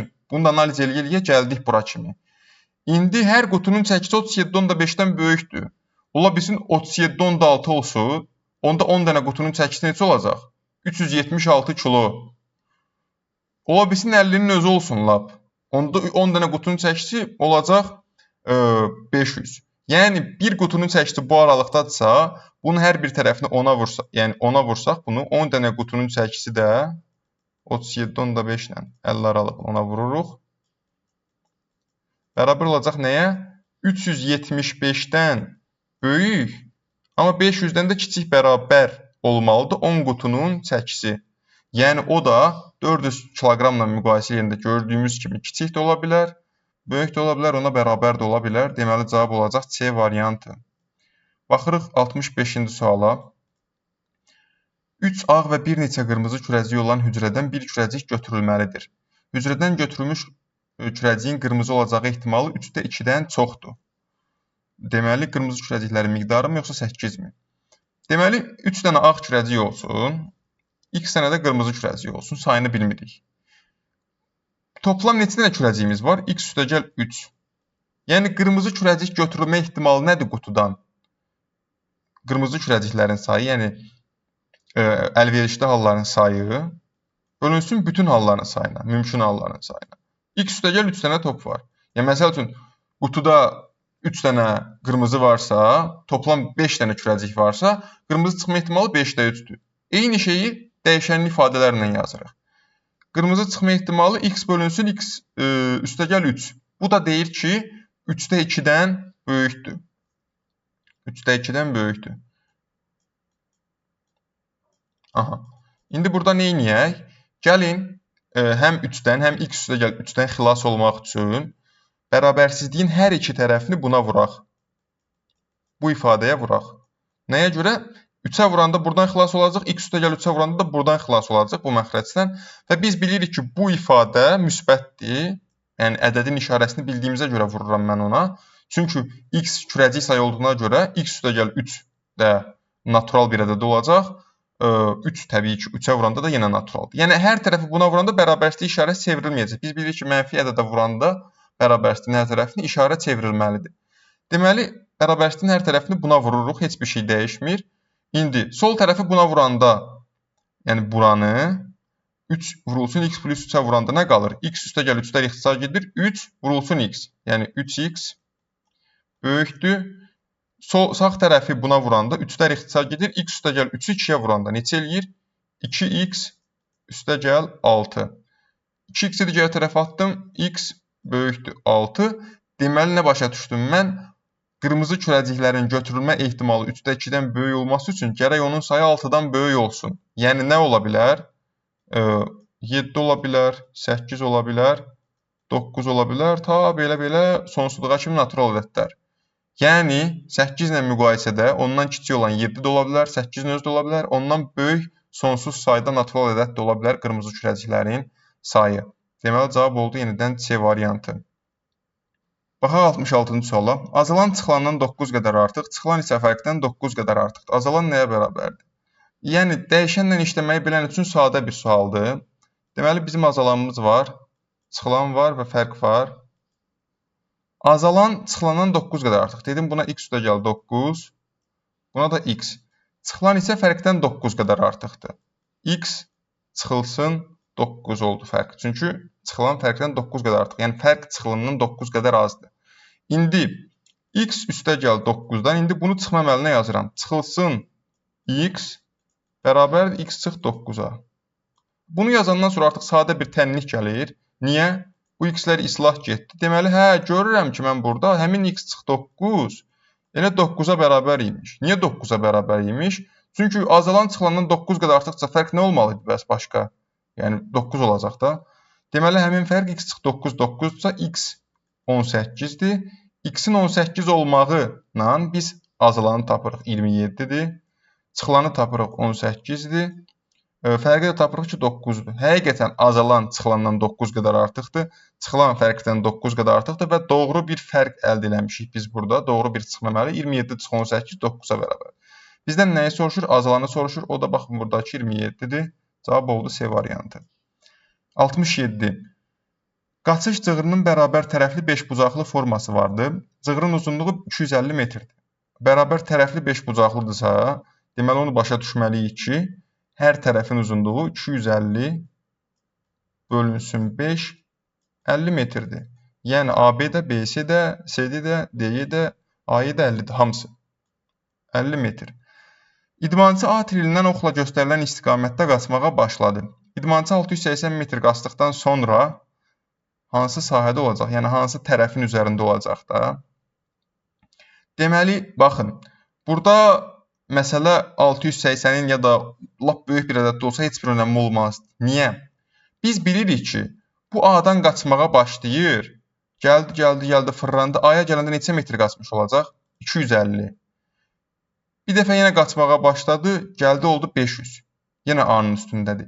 Yəni ki, 250-yə qalıqsız bölünən ədədlərdə, yəni hər 250 metrdən bir bu idmançı gəlib A nöqtəsində olacaq. Deməli, o 250 dövrümüzdür bizim. 250 dövrümüzdürsə, biz 680-i böləcəyik 250-yə qalıqlı bölmə vasitəsilə. Alacaq ki, cavab 2-dir. Qalıq da neçədir? 180 gəlir. Qalıq da olacaq 180. Nə deməkdir bu? Cavab 2. Yəni 2 dövrümüz var 680 metrin içində. Bir dəfə fırlandı gəldi 250 metr. Bir dəfə fırlandı oldu 500 metr. Geriyə neçə metr qaldı? 180 metr. 180 metri də gəldi 50 metr belə gəldi. 50 metr belə, 50 belə 150. Buradan D-dən Y-yə gedənə kimi 150 metrdən 200 metrə getmiş olur. Yəni 150-200 metr arası qaçmış olur. Həmin 180 metr də orada bir yerdədir. Y-yə yaxın bir yerdə. Deməli gəlib D-Y tərəfinin üzərində olacaq. Yəni hər bir şey buradakı verilən bizə böyük bir ədədin qalığından asılıdır. Çünki 250-yə bölünməsindən alınan qalıq. Yəni dövrə bölünməsindən alınan qalıq. Çünki o dövrləri fırlandıqca gəlib onsuz da A nöqtəsinin başlanğıc nöqtəsinə gəlmiş olacaq. İstəyir məsəl üçün burada desin ki 1 mil qaçış idmançı üçün biraz qəribə olar, amma məsəl çox uzun olmasın ədəddə məntiqli bir şey olsun.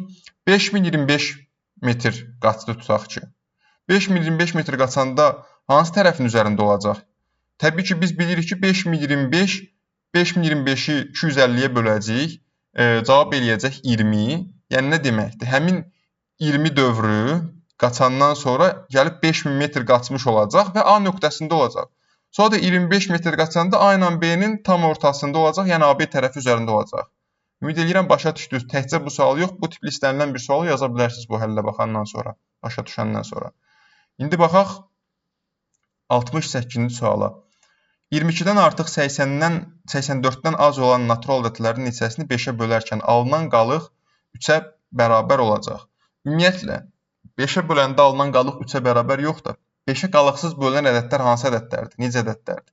Sonu 0 və 5 ilə bitən ədədlər. Deməli, 5-ə böləndə qalığı 3 olan ədədlər də son rəqəmini 5-ə böləndə qalığında 3 olan ədədlərdir. Məsəl üçün, 20-ni 5-ə böləndə necə ki qalıqsız bölünür, 23-ü 5-ə böləndə, yəni son rəqəmi 5-ə böləndə nə alınır? 3 böl 5-dən qalıq 3 gəlir. Deməli, bu ədədi 5-ə böləndə qalıq 3 olacaq. Bir də 28 tutaq ki, sonu 8 ilə bitənləri 5-ə böləndə qalıq 3 alınır. Deməli ki, biz buradan başa düşməliyik ki, 5-ə böləndə qalığı 3 olan ədədlər, sonu 3 ilə və 8 ilə bitən ədədlərdir. 5-ə böləndə qalığı 4 olan ədədlər sonu 4 ilə və 9 ilə bitən ədədlərdir. Niyə? Çünki 4-ün və 9-un, yəni son rəqəmin 5-ə bölünməsindən alınan qalıq 4-ə bərabərdir. Eyni qaydada 1 və 2 üçün də uyğun qaydanı siz çıxardasınız artıq. Nə var ki? İndi 5-ə bölərkən alınan qalıq 3-ə bərabər olacaq. Neçə dənə ədəd var? 22-dən çox, 84-dən az.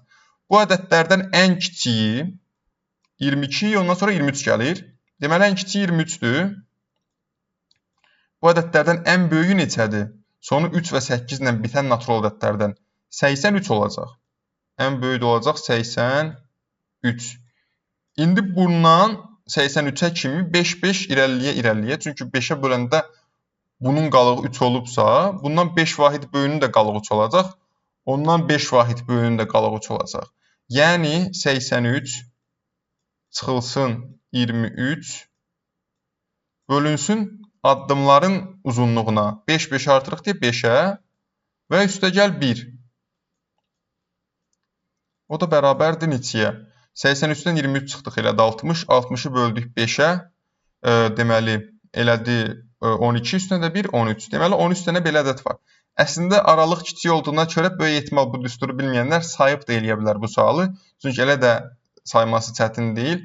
Amma tutaq ki, desə lap böyük bir ədəd, onda artıq çətinləşir saymaq və vaxt itkisi olur. Amma belə bir həllə eləyəndə, yəni onda saymağa xüsusi bir vaxt tələb eləyəndə belə, bu həllə eləyəndə eyni vaxt eləmiş olursan sualı.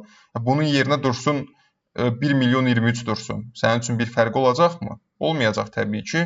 Çünki 1 milyon 23-dən 23 çıxarsan 5-ə rahatca böləsən. Amma 23-dən 1 milyon 23-ə kimi ədədlərin sayını tapmaq üçün 5 artıra çox uzun çəkəcək. Yəni qısacası bu düsturu bilin. Müəyyən bir iki ədəd arasında və bir müəyyən bir addımın varsa, ədədlərin sayını necə tapırsan? Məsəl üçün başqa bir tipli sual olsun. Bura 13-ü qeyd eləyək. Tutaq ki, sadə bir sual. 2-yə bölünən, 2-yə qalıqsız bölünən 3 rəqəmli ədədlərin sayını, 3 rəqəmli natural ədədlərin sayı neçədir? Onlardan ən kiçiyi 100-dür. Ən böyüyü 998-dir. 2-yə bölünəndə qalıqsız bölünən natural ədədlər. Deməli 998-dən 100-ü çıxacaq. Böləcəyik addımların uzunluğuna. 2 artırıq da 100, 102, 104. Üstünə də 1 gələcək. Üstünə 1 nəyə görə gəlirik? Çünki həm başlanğıcı, həm sonu, həm 100-ü, həm 998-i daxil edirik. Heç birini daxil eləməsək 1 çıxmalıyıq. İkisindən birini ya başlanğıcı, ya sonu daxil eləyəndə eləcə bölürsən addım sayına qurtardı getdi. 998-dən 100 çıxdın, 898, 2-yə böldün, 400. Deməli neçə eləyir? 449, üstünə də 1 gəldin, 450 eləyəcək. Deməli həmin ədədlərin sayı 450. Yoxsa oturub bir-bir saysan nə qədər vaxt olar? Yəni normal riyaziyyat bilən onun üstünə oturub saymaz. Deməli bu da belə getdi. 69-cu suala baxaq. Qoruqda yalnız şam və küknar ağacları var. Küknar ağaclarının sayının nisbəti şam ağaclarının sayının 5-də 2-sinə bərabərdir. Sayının nisbəti biraz qəribə olubdur. Sayının belə deyə bilərdik. Küknar ağaclarının sayı şam ağaclarının sayının 5-də 2-sinə bərabərdir. Və yaxud da belə deyə bilərdik ki, küknar ağaclarının sayının şam ağaclarının sayına nisbəti 5-də 2-yə bərabərdir. Amma nəysə, bu iki cürdən gedib üçüncü səhv olan tərcüməni seçilibdir. Deməli, küknar ağacları, bir də şam ağacları var və küknarın şama nisbəti başa düşürük ki, 5-də 2-yə bərabərdir. Yəni 2 böl 5-də, deməli götürüb buna 2x deyəsən, buna 5x deyəsən, həqiqətən bu iki ədədin nisbəti 5-də 2-də x-lər ixtisar gedir, istənilən bir nisbəti 2-nin 5 olan istənilən 2 ədədi göstərmiş oluruq bu formada. Amma 2 ilə 5 deyənməzsən, çünki hardan bilirsən biri 2 dənədir, biri 5 dənədir. Təbii ki, dəyişənlə ifadə eləməlisən. Şam ağaclarının sayı qoruqdakı ağacların ümumi sayının hansı hissəsidir? Qoruqda neçə ağac var? Ümumi 7x və şam ağaclarının sayı bütün ağaclarının sayının hansı hissəsidir? Bir ədəd digərinin hansı hissəsidir? Həmin ədədi digərinə bölürük. 5x 7x-in hansı hissəsidir? 5x bölü 7x, x-lər getdi ixtisar, deməli 7-də 5 hissəsidir. Və yaxud da şam ağaclarının ümumi ağacların sayına nisbəti də deyə bilərdi, fərqi yoxdur. İndi cavab oldu, deməli 7-də 5. 70-ci sual. N və N elə ədədlərdir ki, 2n üstəgəl 1, 2m üstəgəl 1-dən kiçikdir. Aşağıda sayılardan hansı düzgün olmaya bilər? Düzgün olmaya bilər. Ümumiyyətlə, bu sualın tərcüməsi səhvdir. Cavabı düz veriblər, amma tərcümə səhvdir. Bu tipli bir tərcümə səhvi irəlik illərdə də var idi. Sual izahlarında demişdim, baxan bilir. Düzgün olmaya bilər əvəzinə Gürcü dil versiyasına da baxanda görünür ki, düzgün ola bilməz deyibdi bizə. Düzgün ola bilməz deyib əslində. Onsuz da cavablara baxanda da nəyə görə buna uyğun olmadığını görəcəyik. Düzgün olmaya bilər nə deməkdir? Düzgün olmaya bilər elə düzgün ola bilərlə eyni mənalıdır. Nəyə görə? Düzgün olmaya bilər o mənaya gəlir ki, düzgün ola da bilər, olmaya da bilər. Düzgün ola bilər də elə o mənaya gəlir də. Düzgün ola da bilər, olmaya da bilər. Amma düzgün ola bilməz, yəni istənilən bir halda səhvdir. Və yaxud da düzdür deyirsə, istənilən bir halda düzdür. Bunları başa düşmək lazımdır. İndi nəyə görə bu düzgün olmaya bilər, həqiqətən səhv olduğunu görəcəyindir. Onsuz da Gürcü dili versiyasında görünür başqa tərcümə olduğunu, yəni bu cür tərcümə olunmamalı idi. İndi biz ümumiyyətlə başdakı bərabərsizlikdən baxaq görək nə tapa bilirik. 2n üstəgəl 1 kiçikdir 2m üstəgəl 1-dən. Hər tərəfdən 1 çıxsaq, 2n kiçikdir 2m-dən və yaxud da bu 1-i digər tərəfə keçirsək, onsuz da ikisi də eyni mənaya gəlir. İndi hər tərəfi də 2-yə bölsək, nə olacaq? N kiçikdir m-dən. Deməli, biz başdakı şərti əsasən tapdıq ki, m n-dən böyük bir ədəddir. Amma müsbətdir, mənfidir, bu haqda heç bir fikrimiz yoxdur. İndi A bəndi. A bəndi nə deyibdi bizə? Bunu hətta belə yazaq daha rahat görünür. M böyükdür. Deməli, A bəndi. M böyükdür 2, M böyükdür M plus 1-dən. Bu düzgün olmaya bilər. Nəyə görə?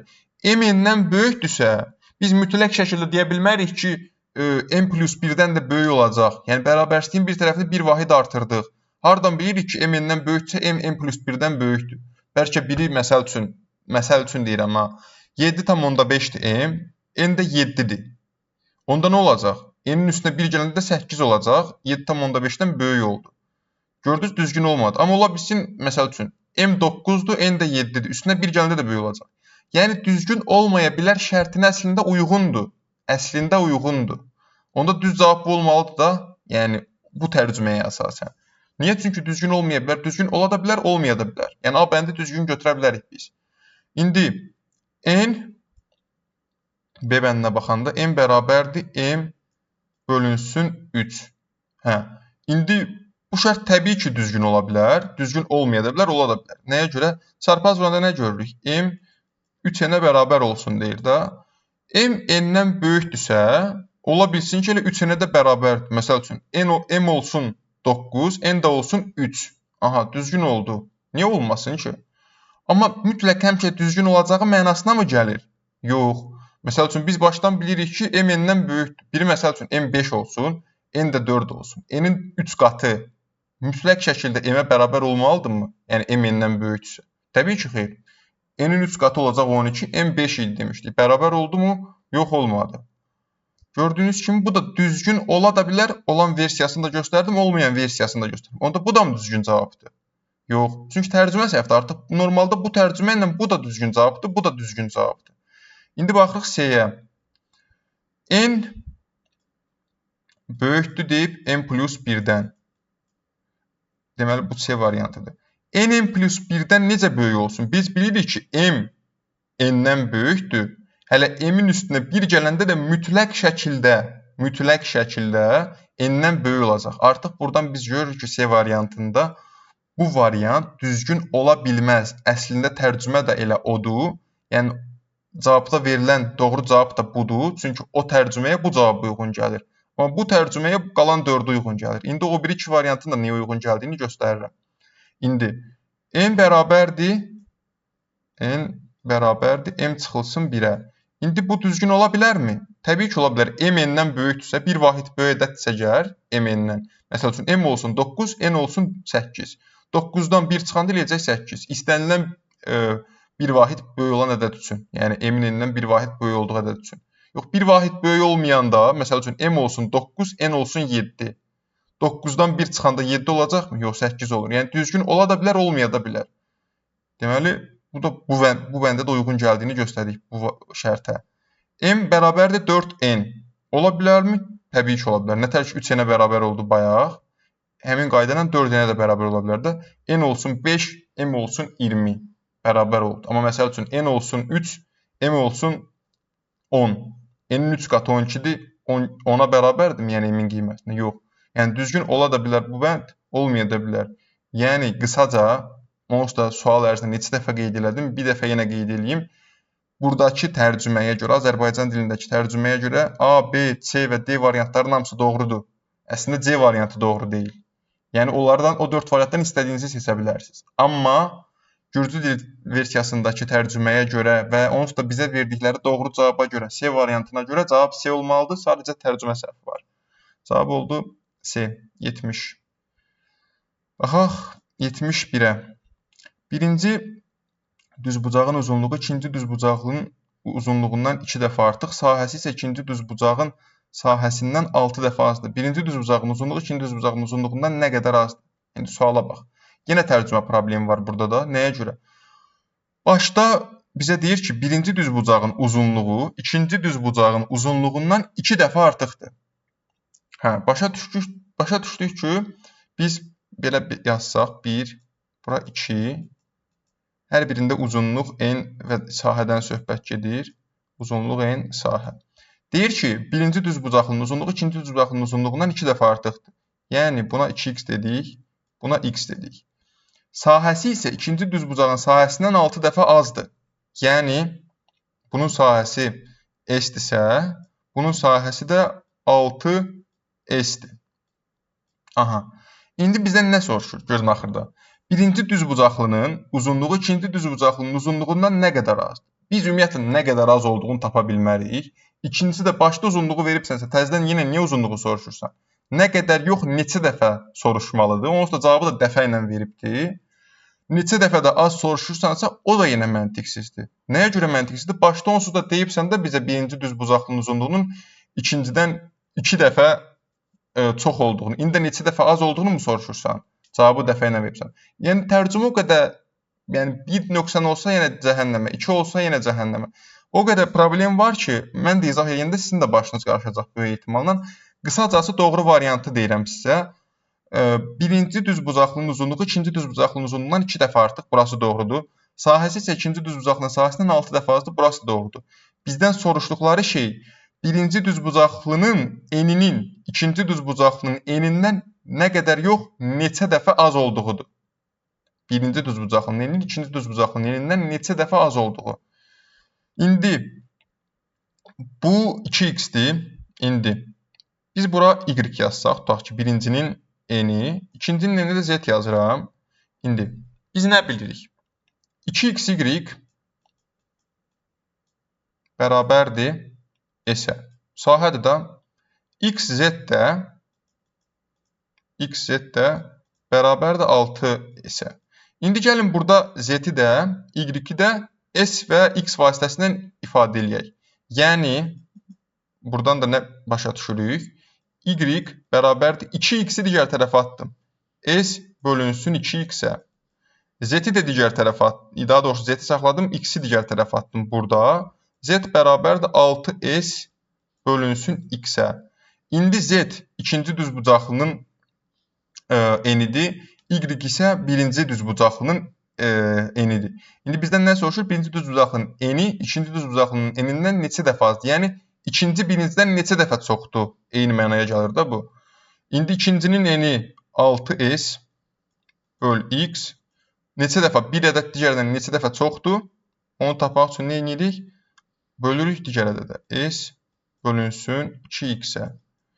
Burada gəl belə başınız qarışırsa, fikirləşin, bu bir kəsirdir. Bu sürətdəki. Baxın bu. Bu da bir kəsirdir.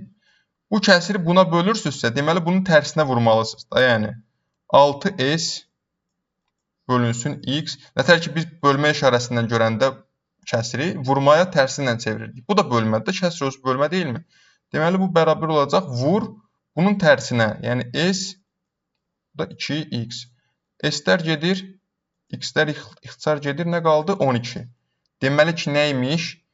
Birinci düzbucaqlının uzunluğu, ikinci düzbucaqlının uzunluğu, daha doğrusu birinci düzbucaqlının eni, ikinci düzbucaqlının enindən 12 dəfə az imiş. Yəni, biz də onun çoxu göstərdik. Yəni, ikincinin eni birincidən 12 dəfə çoxdur. Eyni mənaya gəlir. Cavab da olacaq A variantı. Keçək 72-ci suala. Fakültədə cəmi 600 tələbə oxuyur. 2 şərt verilibdir. Baxaq birə.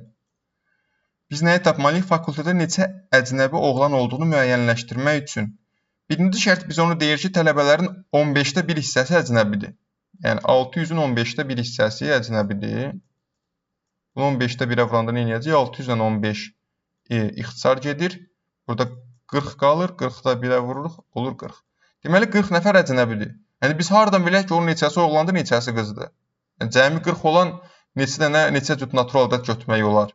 Baxaq ikinci şərtə. Deməli, deyir, əcnəbi tələbələrin 1/4 hissəsi qızdır. Biz ümumiyyətlə, əcnəbi tələbə nə qədər olduğunu bilmirik axı, təkcə ikinci şərtə baxanda.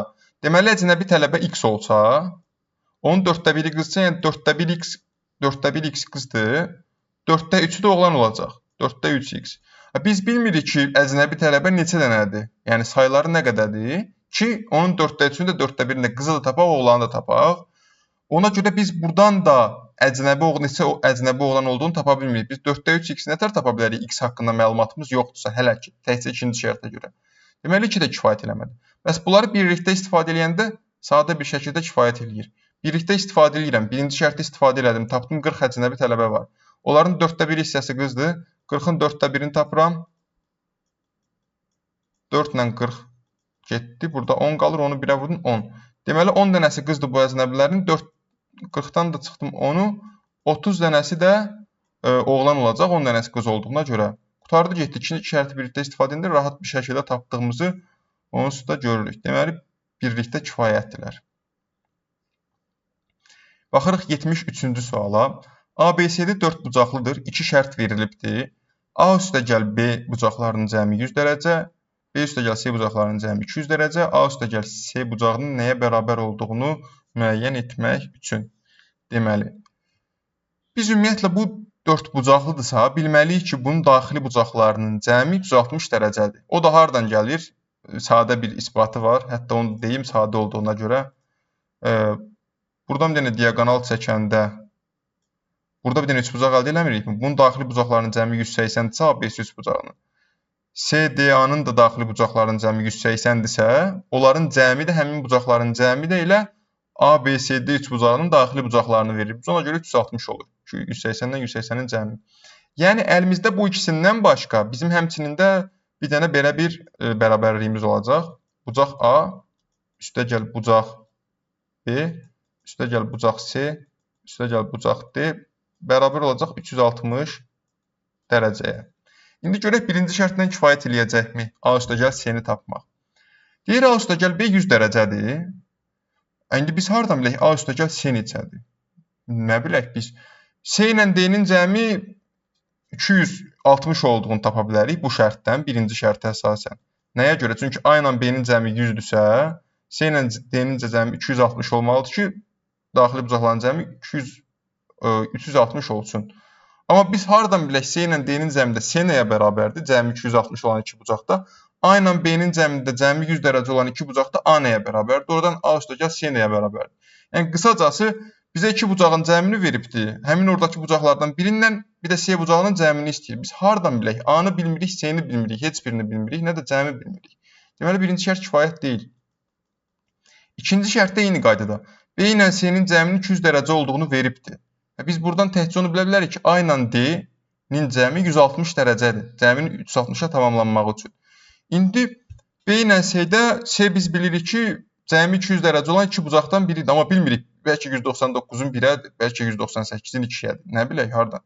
Orada kəsr ədədlər də var sonsuz sayda. Heç bunları deməyimə də ehtiyac yoxdur əslində. A ilə D-nin cəmində də A ilə D-nin cəmi 160 dərəcədir. Orada da A nəyəsə bərabərdir. Cəmi 160 dərəcə olan iki bucaqdır. Nə A-nı bilirik, nə C-ni bilirik. Yenə tapa bilmirik. Deməli, ikinci şərtdə kifayət eləmir. İkisini birlikdə istifadə eləsək nə baş verir? İkisini birlikdə istifadə eləyəndə ümumiyyətlə biz görürük ki, ikisində də B ortaqdır. Bunları sistem tənliyə salanda, yəni bucaq A üstəgəl bucaq B bərabərdir 100 dərəcəyə. Və unutmayın ki, burada belə bir bərabərliyimiz də var bizim onsuz əlimizdə başdan. 4 bucaqlı olduğuna görə fiqur. Bucaq B üstəgəl bucaq C, o da bərabərdir 200 dərəcəyə. İndi burada tərəf-tərəfə çıxsaq, B-lər islah geçsin deyə aşağıdakından yuxarıdakını çıxaq müsbət bucaq almaq üçün. Deməli, aşağıdakından yuxarıdakını çıxanda B-lər islah gedəcək. Bucaq C çıxılsın bucaq A. Çıxılsın bucaq A. Bərabər olacaq, deməli, 100 dərəcəyə.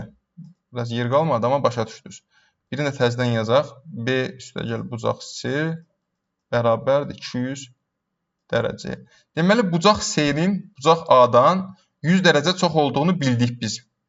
Bu iki şərtə əsasən. Yəni, onda biz bucaq C-yə götürək bucaq C bərabərdir alfa plus 100 dərəcə deyək. Bucaq A-ya da alfa dərəcə deyək. Bucaq A-nı elə bil digər tərəfə atdım. 100 üstəgəl A oldu da C bərabərdir 100 üstəgəl A. A-ya alfa dedim, C-yə də alfa plus 100 oldu. İndi bunlar belə olsun. İndi bunları istifadə edəndən sonra təbii ki, biz bunların cəmini yenə tapa bilmirik. 2 alfa plus 100 eləyir. Biz alfanı bilirikmi? Yox, bilmirik. Başqa nə istifadə edə bilərik? Yuxarıda bizim dediyimiz kimi belə bir bərabərliyimiz var idi. Belə bir bərabərliyimiz var. Həm də burada da bərabərliklərimiz var. Bunları da davam edə bilərik istifadəyə. Necə davam edə bilərik? Bucaq A, yəni alfa demişik ona, üstəgəl bucaq B 100 dərəcədirsə, 100 dərəcədir. A-nın yerinə alfa qoydum birinci şərtdə. Deməli, bucaq B nəyə bərabərdir? Bucaq B bərabərdir 100 çıxılsın alfaya. O da B-də oldu 100 çıx alfa. Hamısını alfa ilə ifadə edirəm. İndi, deməli biz 3 bucağı bilirik. Alfa ilə ifadə elədik. A-nı, B-ni, C-ni. D-ni nətər tapa bilərik? D-də bu üçünü yazaq bu tənlikdə, bu bərabərlikdə daha doğrusu. Ondan sonra onu da 360 dərəcəyə bərabər eləyək. Yəni, A, alfa üstəgəl 100 dərəcə üstəgəl 100 çıxılsın alfa. Bu A-nın, bu B-nin 100 çıx alfa, bu da C-nin dərəcə ölçüsüdür. Üstəgəl D dərəcə, D bərabər 360 dərəcəyə. Buradan da bucaq biraz sadələşdirək. Nə qalır burada? Deməli, 2 alfa çıx alfa, deməli, alfa üstəgəl 200 dərəcə üstəgəl D bərabər 360 dərəcəyə. Alfa ilə 200 dərəcəni digər tərəfə ataq, D-ni tək saxlayaq. D bərabərdir 360 çıx alfa çıx 200 dərəcə. Bucaq D də deməli bərabər nəyə? 360-dan 200 çıxanda 160 çıxılsın alfaya. İndi biz buradan da bir şey əldə eləmədik. Nə, hamısını bir-bir alfa ilə ifadə elədik. Mən onsuz da başa düşürdüm əldə eləyə bilməyəcəyimi. Sadəcə sizin eləyəcəyiniz şeyləri təxmini yazdım burada. Burada 160 çıx alfa tapdıq D-ni. B-ni, hətta hamısını bir-bir yazaq altda. Bucaq A-ya başda biz alfa dedik. Bucaq B-yə burada nə demişdik? 100 çıx alfa. Bucaq C-yə A-dan 100 dərəcə böyük olduğuna görə 100 dərəcə üstəgəl alfa dedik. Bucaq D-ni də axırda tapdıq ki, 160 çıx alfadır. Amma alfanı buradan tapa bilmirik. Yəni, alfanı tapa bilmədiyimizə görə A üstəgəl C-ni də tapa bilmirik. Bu cəmin hamısını 360-a bərabər eləsək, təbii ki, heç bir şey tapmayacaq. Alfalar islah olacaq. 100, 100, 160 da, yəni üstəgəl 2 alfa ilə çıx 2 alfa islah olacaq. 100, 100, 160 da hamısı birlikdə 360 verəcək toplayanda. Yəni, bir şey əldə eləyə bilməyəcəyik onsuz da. Əslində, bunu ən başda oradan başa düşməliydik. Onsuz da birinci və ikinci şərtin ayrı-ayrılıqda kifayət etməməyi çox asan görünür. Amma birlikdə kifayət edilmi biraz nisbətən çətinləşə bilər iş. Amma ki, hardan görə bilərdik? Bizim əlimizdə 4 dənə dəyişən var. A, B, C və D bucaqları və 3 dənə tənlik var sadəcə. Yəni, tənlik sayı dəyişən sayından azdır. 3 tənlik nədir? A üstəgəl B 100 dərəcə, B üstəgəl C 200 dərəcə, bir də o 4 dənəsinin cəmi 360 dərəcə. Yəni, tənlik sayı dəyişən sayından azdır. Buradan da başa düşməliyik ki, biz A üstəgəl C-ni tapa bilməyəcəyik. Təbii ki, bizə götürüb B üstəgəl D-ni versəydi başda, B üstəgəl D 200 versəydi, nə var onda A üstəgəl C-ni tapmağa? Çünki B üstəgəl D 200-dürsə, o 4 dənə bucağın cəmi də 360-dırsa, deməli 360-dan da 200 dərəcə çıxacaqdıq. Deməli A üstəgəl C də 160 olmalıdır ki, 360-a tamamlansın daxili bucaqlar. Yəni tənlik 3 dənə tənlik deyəndə elə bir tənlik nəzərə almayın da. Deməli, burada da olacaq verilən şərtlər kifayət deyil. 74-ə baxaq. X və Y ədədlərinin cəmi 8-ə bərabərdir. Şərt verilib, X-in Y-ə nisbəti 3-ə bərabərdir. Çox sadə bir sualdır. Deməli, bizə başda verilən budur. X üstəgəl Y bərabərdir 8. X-in Y-ə nisbəti 3-ə bərabərdir. Yazaq birinci şərt görək kifayət eləyirmi? X bölünsün Y, yəni X-in Y-ə nisbəti 3-dür. Deməli, biz burada nə tapırıq? X bərabərdir 3Y. Deməli, X-in yerinə götürüb 3Y qoyacam mən burada. Nə tapacam? Görəcəm ki, 3Y üstəgəl Y bərabərdir 8-ə. 4Y 8, Y də bərabər 8 böl 4-dən 2. Deməli, Y 2 imiş, X də yerinə qoyuram burada. 3 vur 2, 6 imiş. Tapdıq da X üstəgəl 2Y-in nəyə bərabər olduğunu. X-i tapmışıq, Y-i tapmışıq. Təbii ki, bunu tapacaq da, bir də hesaplamayım. Yəni, bu veriləndə başda və bu şərt veriləndə tapırıq. Birinci şərt kifayətdir. İkinci şərt. X-in və Y-in fərqi 4-ə bərabər. Sadə bir sistem tənlikdə nə var? X üstəgəl Y başda verilən şərtdən olsa 8-dir. Bir də deyir ki, X-in Y-ə fərqi 4-dür. Burada nə var? Tərəf-tərəfə toplayırıq, Y-lər islah olur. 2X bərabər 8 üstəgəl 4-dən 12. Birini təzədən yazaq. 4. Deməli, burada nə imiş? X 6 imiş. 6-dan neçə çıxanda 4 edir? O da Y-də 2 imiş. Eyni şeyi buradan da yenə tapdıq. Deməli, ayrı-ayrılıqda hər ikisi kifayət eləyir. Cavab C. İndi 75-ci suala baxaq. Ninonun uşaqlarından ən kiçiyi Ekadır. Onun 3 yaşı var. Ən böyüyü isə Sandrodur. Ninonun onlardan başqa, artıq olub onun sözü. Ninonun onlardan başqa daha 2 qızı və 1 oğlu var. onların orta yaşı 13-dür. 2 şərt verilir. Oğlanların arasında yaş fərqi 5 ildir. İndi həm başdakı şərt, həm də buradakı şərtləri yaxşı başa düşməliyik ki, bu sualı həll eləyək. Sandronun neçə yaşında olduğunu tapmalıyıq bu şərtlərə əsasən. Baxırıq ki, burada deməli, başdakı şərtlərdən biz nə başa düşərik? Təkcə heç bu şərtlərə keçmədən. Başdakı şərtləri analiz eləsək biraz. Eka ümumiyyətlə qız adıdır, Sandro oğlan adıdır və bundan başqa da 2 qız, 1 oğlan var. Deməli, toplam 3 qız var, 2 dənə də oğlan var. Bunu başa düşdük. Və ən kiçik uşaq Ekadır, ən böyük də Sandro. Burada Eka var, onun 3 yaşı var. Sandro ən böyükdə, amma neçə yaşı olduğunu deməyibdir. Bir də burada 3 nəfər var, ikisi qız, 1 oğlan, amma hansı yaşlarının biri digərindən nə qədər böyük olduğunu bilmirik. Elə bir məlumatımız yoxdur. Sadəcə onların orta yaşı 13-dür. Onların yaşlarına x1, yəni yaşları cəminə belə deyək. x1, üstə gəl x2, üstə gəl x3. O 3 nəfərin yaşlarına belə desək. Deməli, S budur. Onların yaşları cəmini, onların sayına böləndə 13 alınıbdır. Deməli, onların yaşları cəmi neçə olmalıdır? 3 vur 13, 39. Deməli, 3 nəfərin yaşının cəmi 39 olmalıdır ki, onların orta yaşı 13 olsun. Yəni, bu ədədi ortanı tapmağı artıq bilməliyik bizə cəm veriləndə və yaxud da ədədi orta 1 verilibsə, say verilibsə, yaşları cəmini tapmalıyıq və yaxud da yaşları cəmi say verilibsə, ədədi ortanı tapmalıyıq. Deməli, onların yaşları cəmi o 3 nəfərin, 2 qızın və 1 oğlanın yaşları cəmi 39-dur. İndi, bizə birinci şərtdə nə verilibdir? Oğlanlar arasında yaş fərqi 5 ildir. Sandronun neçə yaşında olduğunu müəyyən etmək üçün. Təbii ki, kifayət etməyəcək. Niyə kifayət etməyəcək? Oğlanlar arasında yaş fərqi 5 ildir. Yəni, Sandro ilə digər oğlan arasında, bir dənə oğlan var idi axı burada 3 nəfərdən. Yəni, Sandroya x desəm, ən böyük olduğuna görə Sandro x, digəri x çıx 5 olacaq. Çünki başda bizə Sandronun ən böyük olduğunu deyibdir. O x çıx 5-in ümumiyyətlə bu üçündən hansı sırada olduğunu bilmirəm. Elə bil ki, burada artan sıra ilə düzmüşəm yaşları. Ola bilsin həmin oğlan buradadır, ola bilsin buradadır, ola bilsin də buradadır. Mən hardan bilə bilərəm? Deməli, onun da yaşı, buralara bir yerə yazıram, ora yazmaq istəmirəm, x çıx 5-dir. Mən indi hardan bilim ki, onun neçə yaşı var, Sandronun? X nəyə bərabərdir?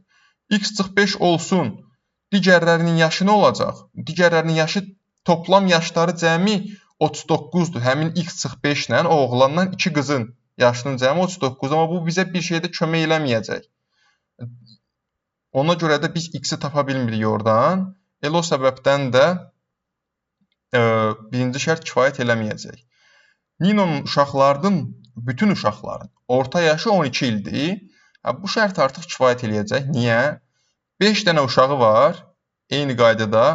5 dənə uşağın orta yaşı 12 ildirsə, yəni bayaq nətər yazmışdımsa, S-i, ilk üçünün cəmi. Burada da S1 yazaq, tutaq ki, o fərqlidir, yəni S-dən S-ə bərabər deyil. X1, üstə gəl X2, üstə gəl X3. Bu 5 dənə uşağın yaşının cəmi olsun, S1. Bunu da onların sayına böləndə alıbdır 12. Demək, onların yaşları cəmi neçədir? 5 uşağın da. Eləyəcək 60. Onların yaşları cəmi 60-dır. İndi Sandronun neçə yaşı var?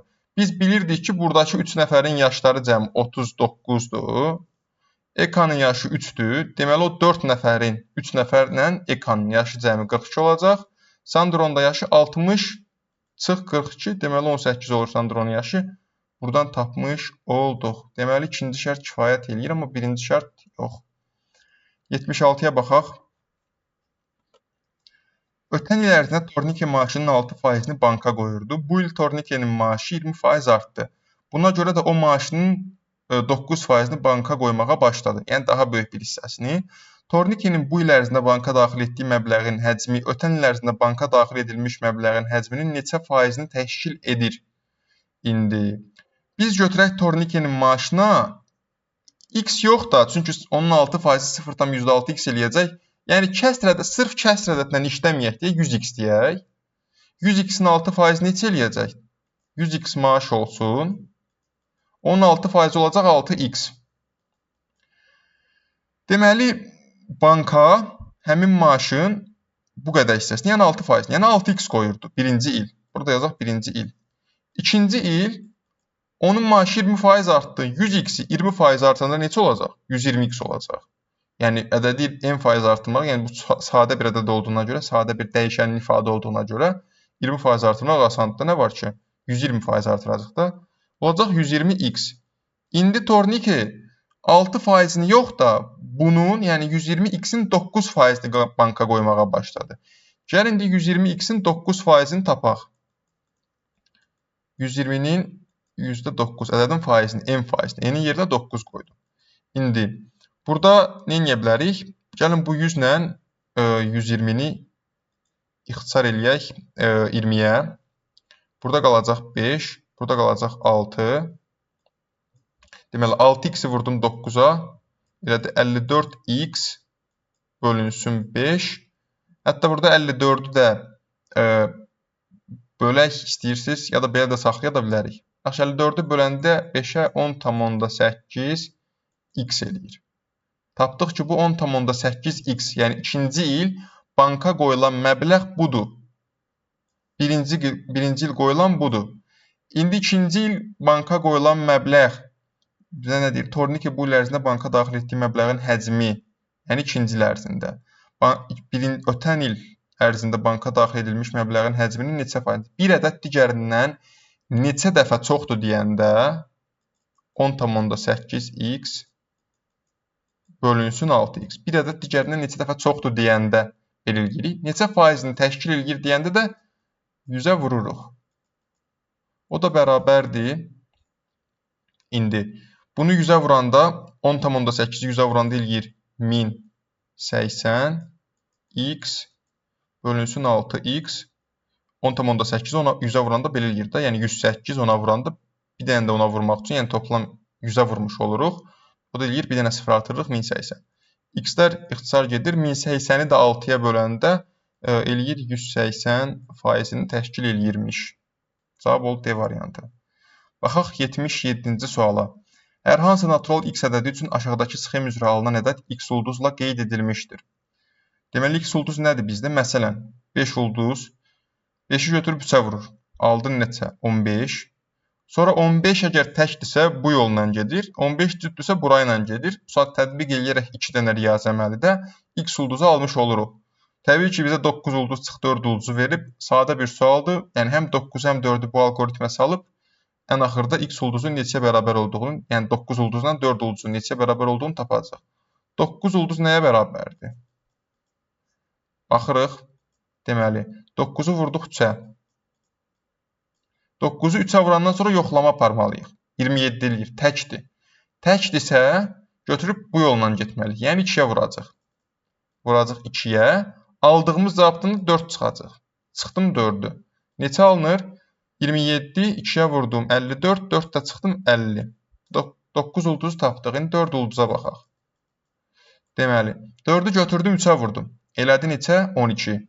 12 təkdimi, cütdümü? Cütdür. Deməli, bu yolla getməliyik. Yazaq bura hətta belə 4 vur 3. Bunu eləyəndən sonra baxırıq ki, cütdür. Ona cüt olduğuna görə bunu bölürük 2-yə. Ondan sonra da aldığımız cavabın üstünə 4 gəlirik. 4-ü vurdum 3-ə 12. 12-ni böldüm 2-yə 6. Üstünə 4 gəldim 10. Deməli, bu da 10-dur. 9 ulduzdan 4 ulduz çıxanda, yəni 50 çıxılsın 10 bərabərdir 40-a. Cavab oldu C variantı. Baxaq 78-ci suala. 4 metr dərinliyi olan kub formalı hovuzun 8də 1 hissəsi su ilə doldurulmuşdur. Əgər böyük hovuzdakı su ilə kiçik hovuzu tam doldursaq, eyni ilə kub formalı olan kiçik hovuzun dərinliyi nəyə bərabər olar?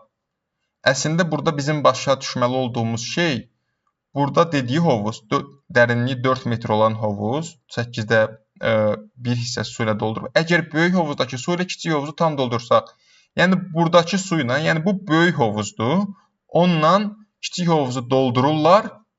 Deməli, oradakı suyun miqdarıyla bütün kiçik hovuz dolursa, həmin kiçik hovuzun dərinliyini soruşur bizdən. Kub formalıdırsa, ümumiyyətlə bütün tillər bir-birinə bərabərdir. Yəni dərinlik 4-dürsə, oradakı oturacağın, yəni hovuzun oturacağının eni də uzunluğu da bir-birinə bərabər, yəni kvadratdır. Onlar da 4-dür. Yəni bu həcm məsələsi təbii ki, çünki su ilə doldurma həcm məsələsidir. Yəni burada böyük hovuzun həcmi nəyə bərabərdir? Həcm böyük bərabərdir. Yəni dərinlik 4-dürsə, kub formalısa dediyimiz kimi bütün tellər bir-birinə bərabərdir. Olacaq 4-ün kubu. Kubun həcmi düzdür. Olacaq 64. 64 kub metrini onu da yaza bilər, amma ehtiyac yoxdur heç. 64-ün 8-də 1 hissəsi su ilə doldurulmuşdur. 64 vurulsun 8-də 1. O da bərabərdir. 64 ilə 8 ixtisar gedir, olur da 8 vur 1. Deməli 8 kub metr su var böyük hovuzda. Onunla da, hətta burada yazaq istəyirsiniz də. 8 kub metr, gərək burada da yazaq onda. Onda gərək belə. Deməli 8 kub metr su varsa hovuzda və bununla da kiçik hovuzu doldurmaq nə mənaya gəlir? Deməli, kiçik hovuz bununla dolursa, yəni 8 kub metr su ilə dolursa, deməli kiçik hovuzun həcmi 8 kub metrdir. Yəni həcm kiçik bərabərdir 8-ə. Kiçiyin həcmi, yəni hansı ədədin kubu 8-ə bərabərdir. Yəni ona da A kubu deyək, yəni kiçiyin tili A olsun. A kubu 8-dirsə, A nəyə bərabərdir? Kök altında 3-cü dərəcədən 8. Ehtiyac yoxdur onsuz da bunlara nəysə də. Yəni hansı ədədin kubu 8-dir, hansı o da eləyəcək 2. 3-cü dərəcədən 8 2-dir.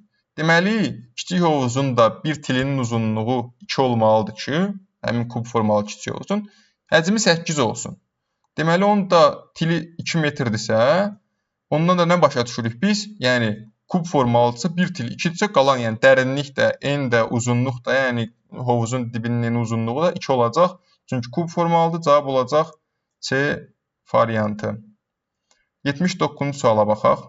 A, B, C və D ədədlər oxunun müxtəlif nöqtələri. A, B, C və D isə müvafiq olaraq onların koordinatlarıdır. B nöqtəsi A və D nöqtələrindən, C nöqtəsi isə A və B nöqtələrindən eyni bərabər uzaqlaşdırılmışdır.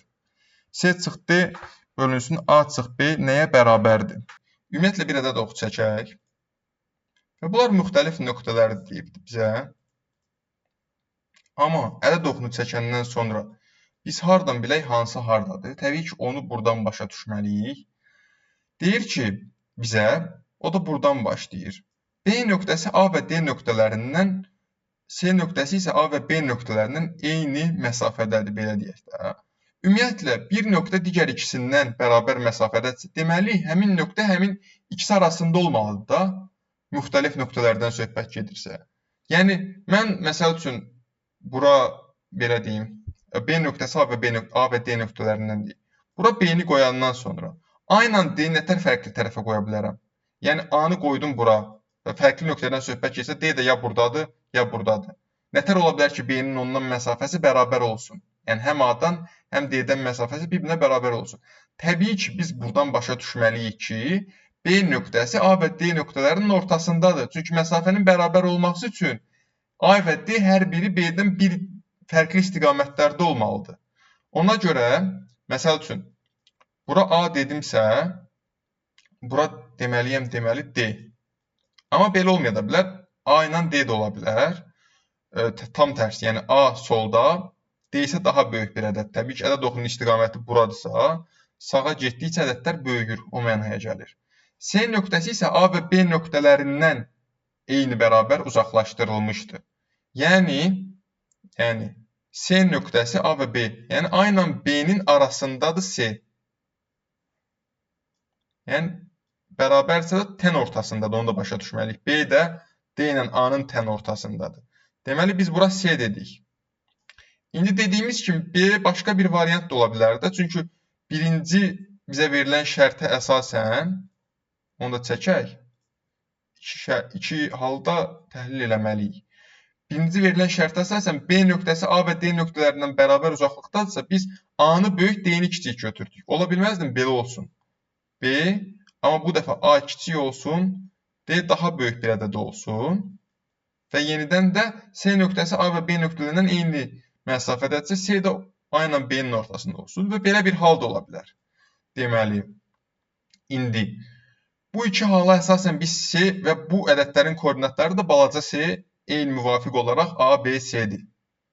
İndi A-nın C-dən məsafəsinə gəlin biz X deyək.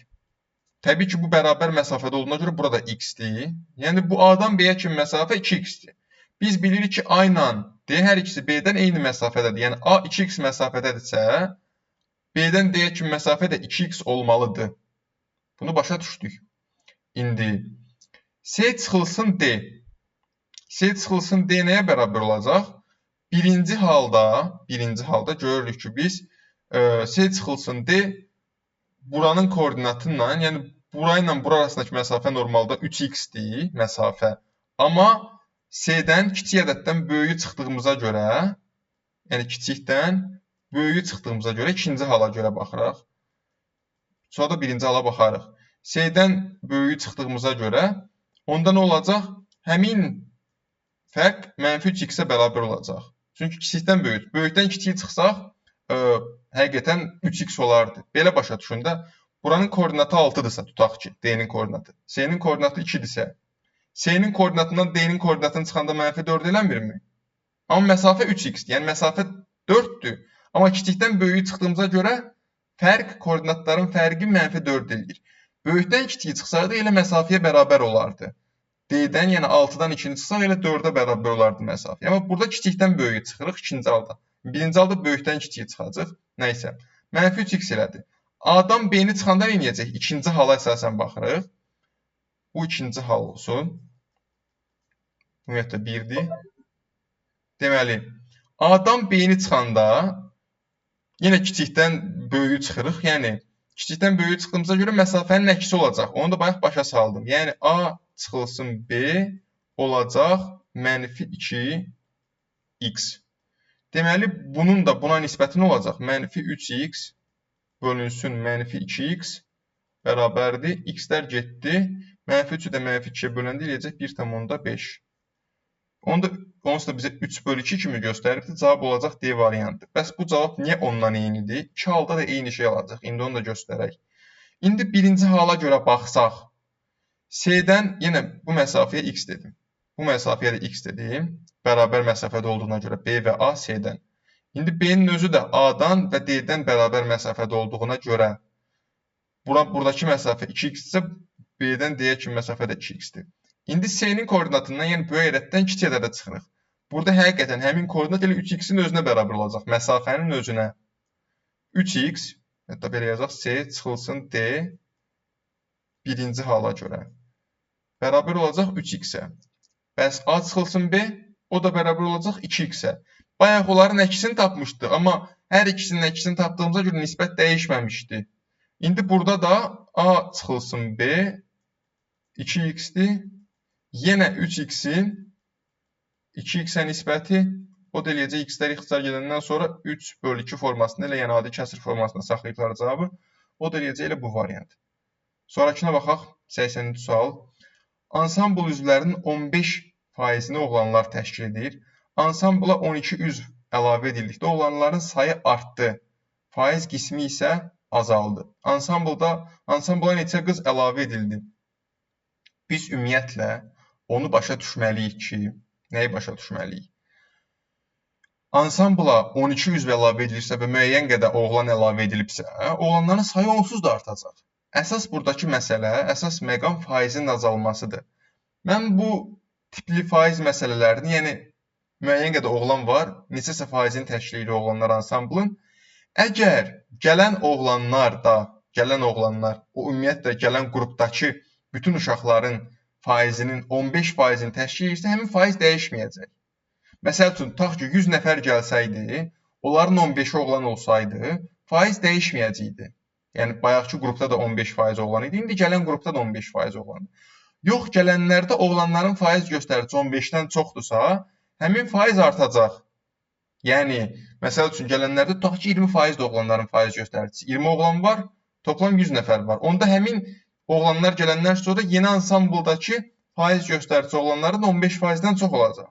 Yox, əgər gələnlərdə oğlanların faiz göstəricisi 15-dən azdırsa, o gələnlərdən sonra yeni ansamblda oğlanların faiz göstəricisi azalmış olacaq. İndi, əgər ansamblın 15%-ni oğlanlar təşkil edir, tutaq ki, burada 15x oğlanların sayı, toplamda 100x nəfər var. Deməli, ansamblı da olanların faiz göstərisini belə taparıq da. 15x-in 100x-ə nisbəti vurulsun 100%. O da 15% verir. İndi ansambla 12 üzv əlavə edildikdə olanların sayı artır, faiz qismi isə azalır. Nə deməkdir bu? 12 üzv əlavə edildi, amma biz bilmirik neçəsi oğlandır, neçə qızdır. 12 nəfər artır artmağına, o heç. Artır artmağına. Amma ki, neçə oğlan artır? Yəni, bütün ansambldakıların sayı 12 qədər artır, amma oğlanların sayı nə qədər artır? Onu bilmirik. Olsun n qədər artsın. Görək bu n nə ola bilər? Yəni oğlanların sayı nə ola bilər? Onun vasitəsilə də biz neçə qız əlavə edildiyini görəcəyik. Bu əlavədən sonra da təbii ki, bunun faiz göstəricisi, bu hissəsidir sadəcə. 100-ə vuranda faiz göstəricisi. Həmin faiz göstəricisi kiçik olacaq nədən? Faiz qismi azaldı deyir oğlanların. 15-dən kiçik olacaq. İndi neyniyək?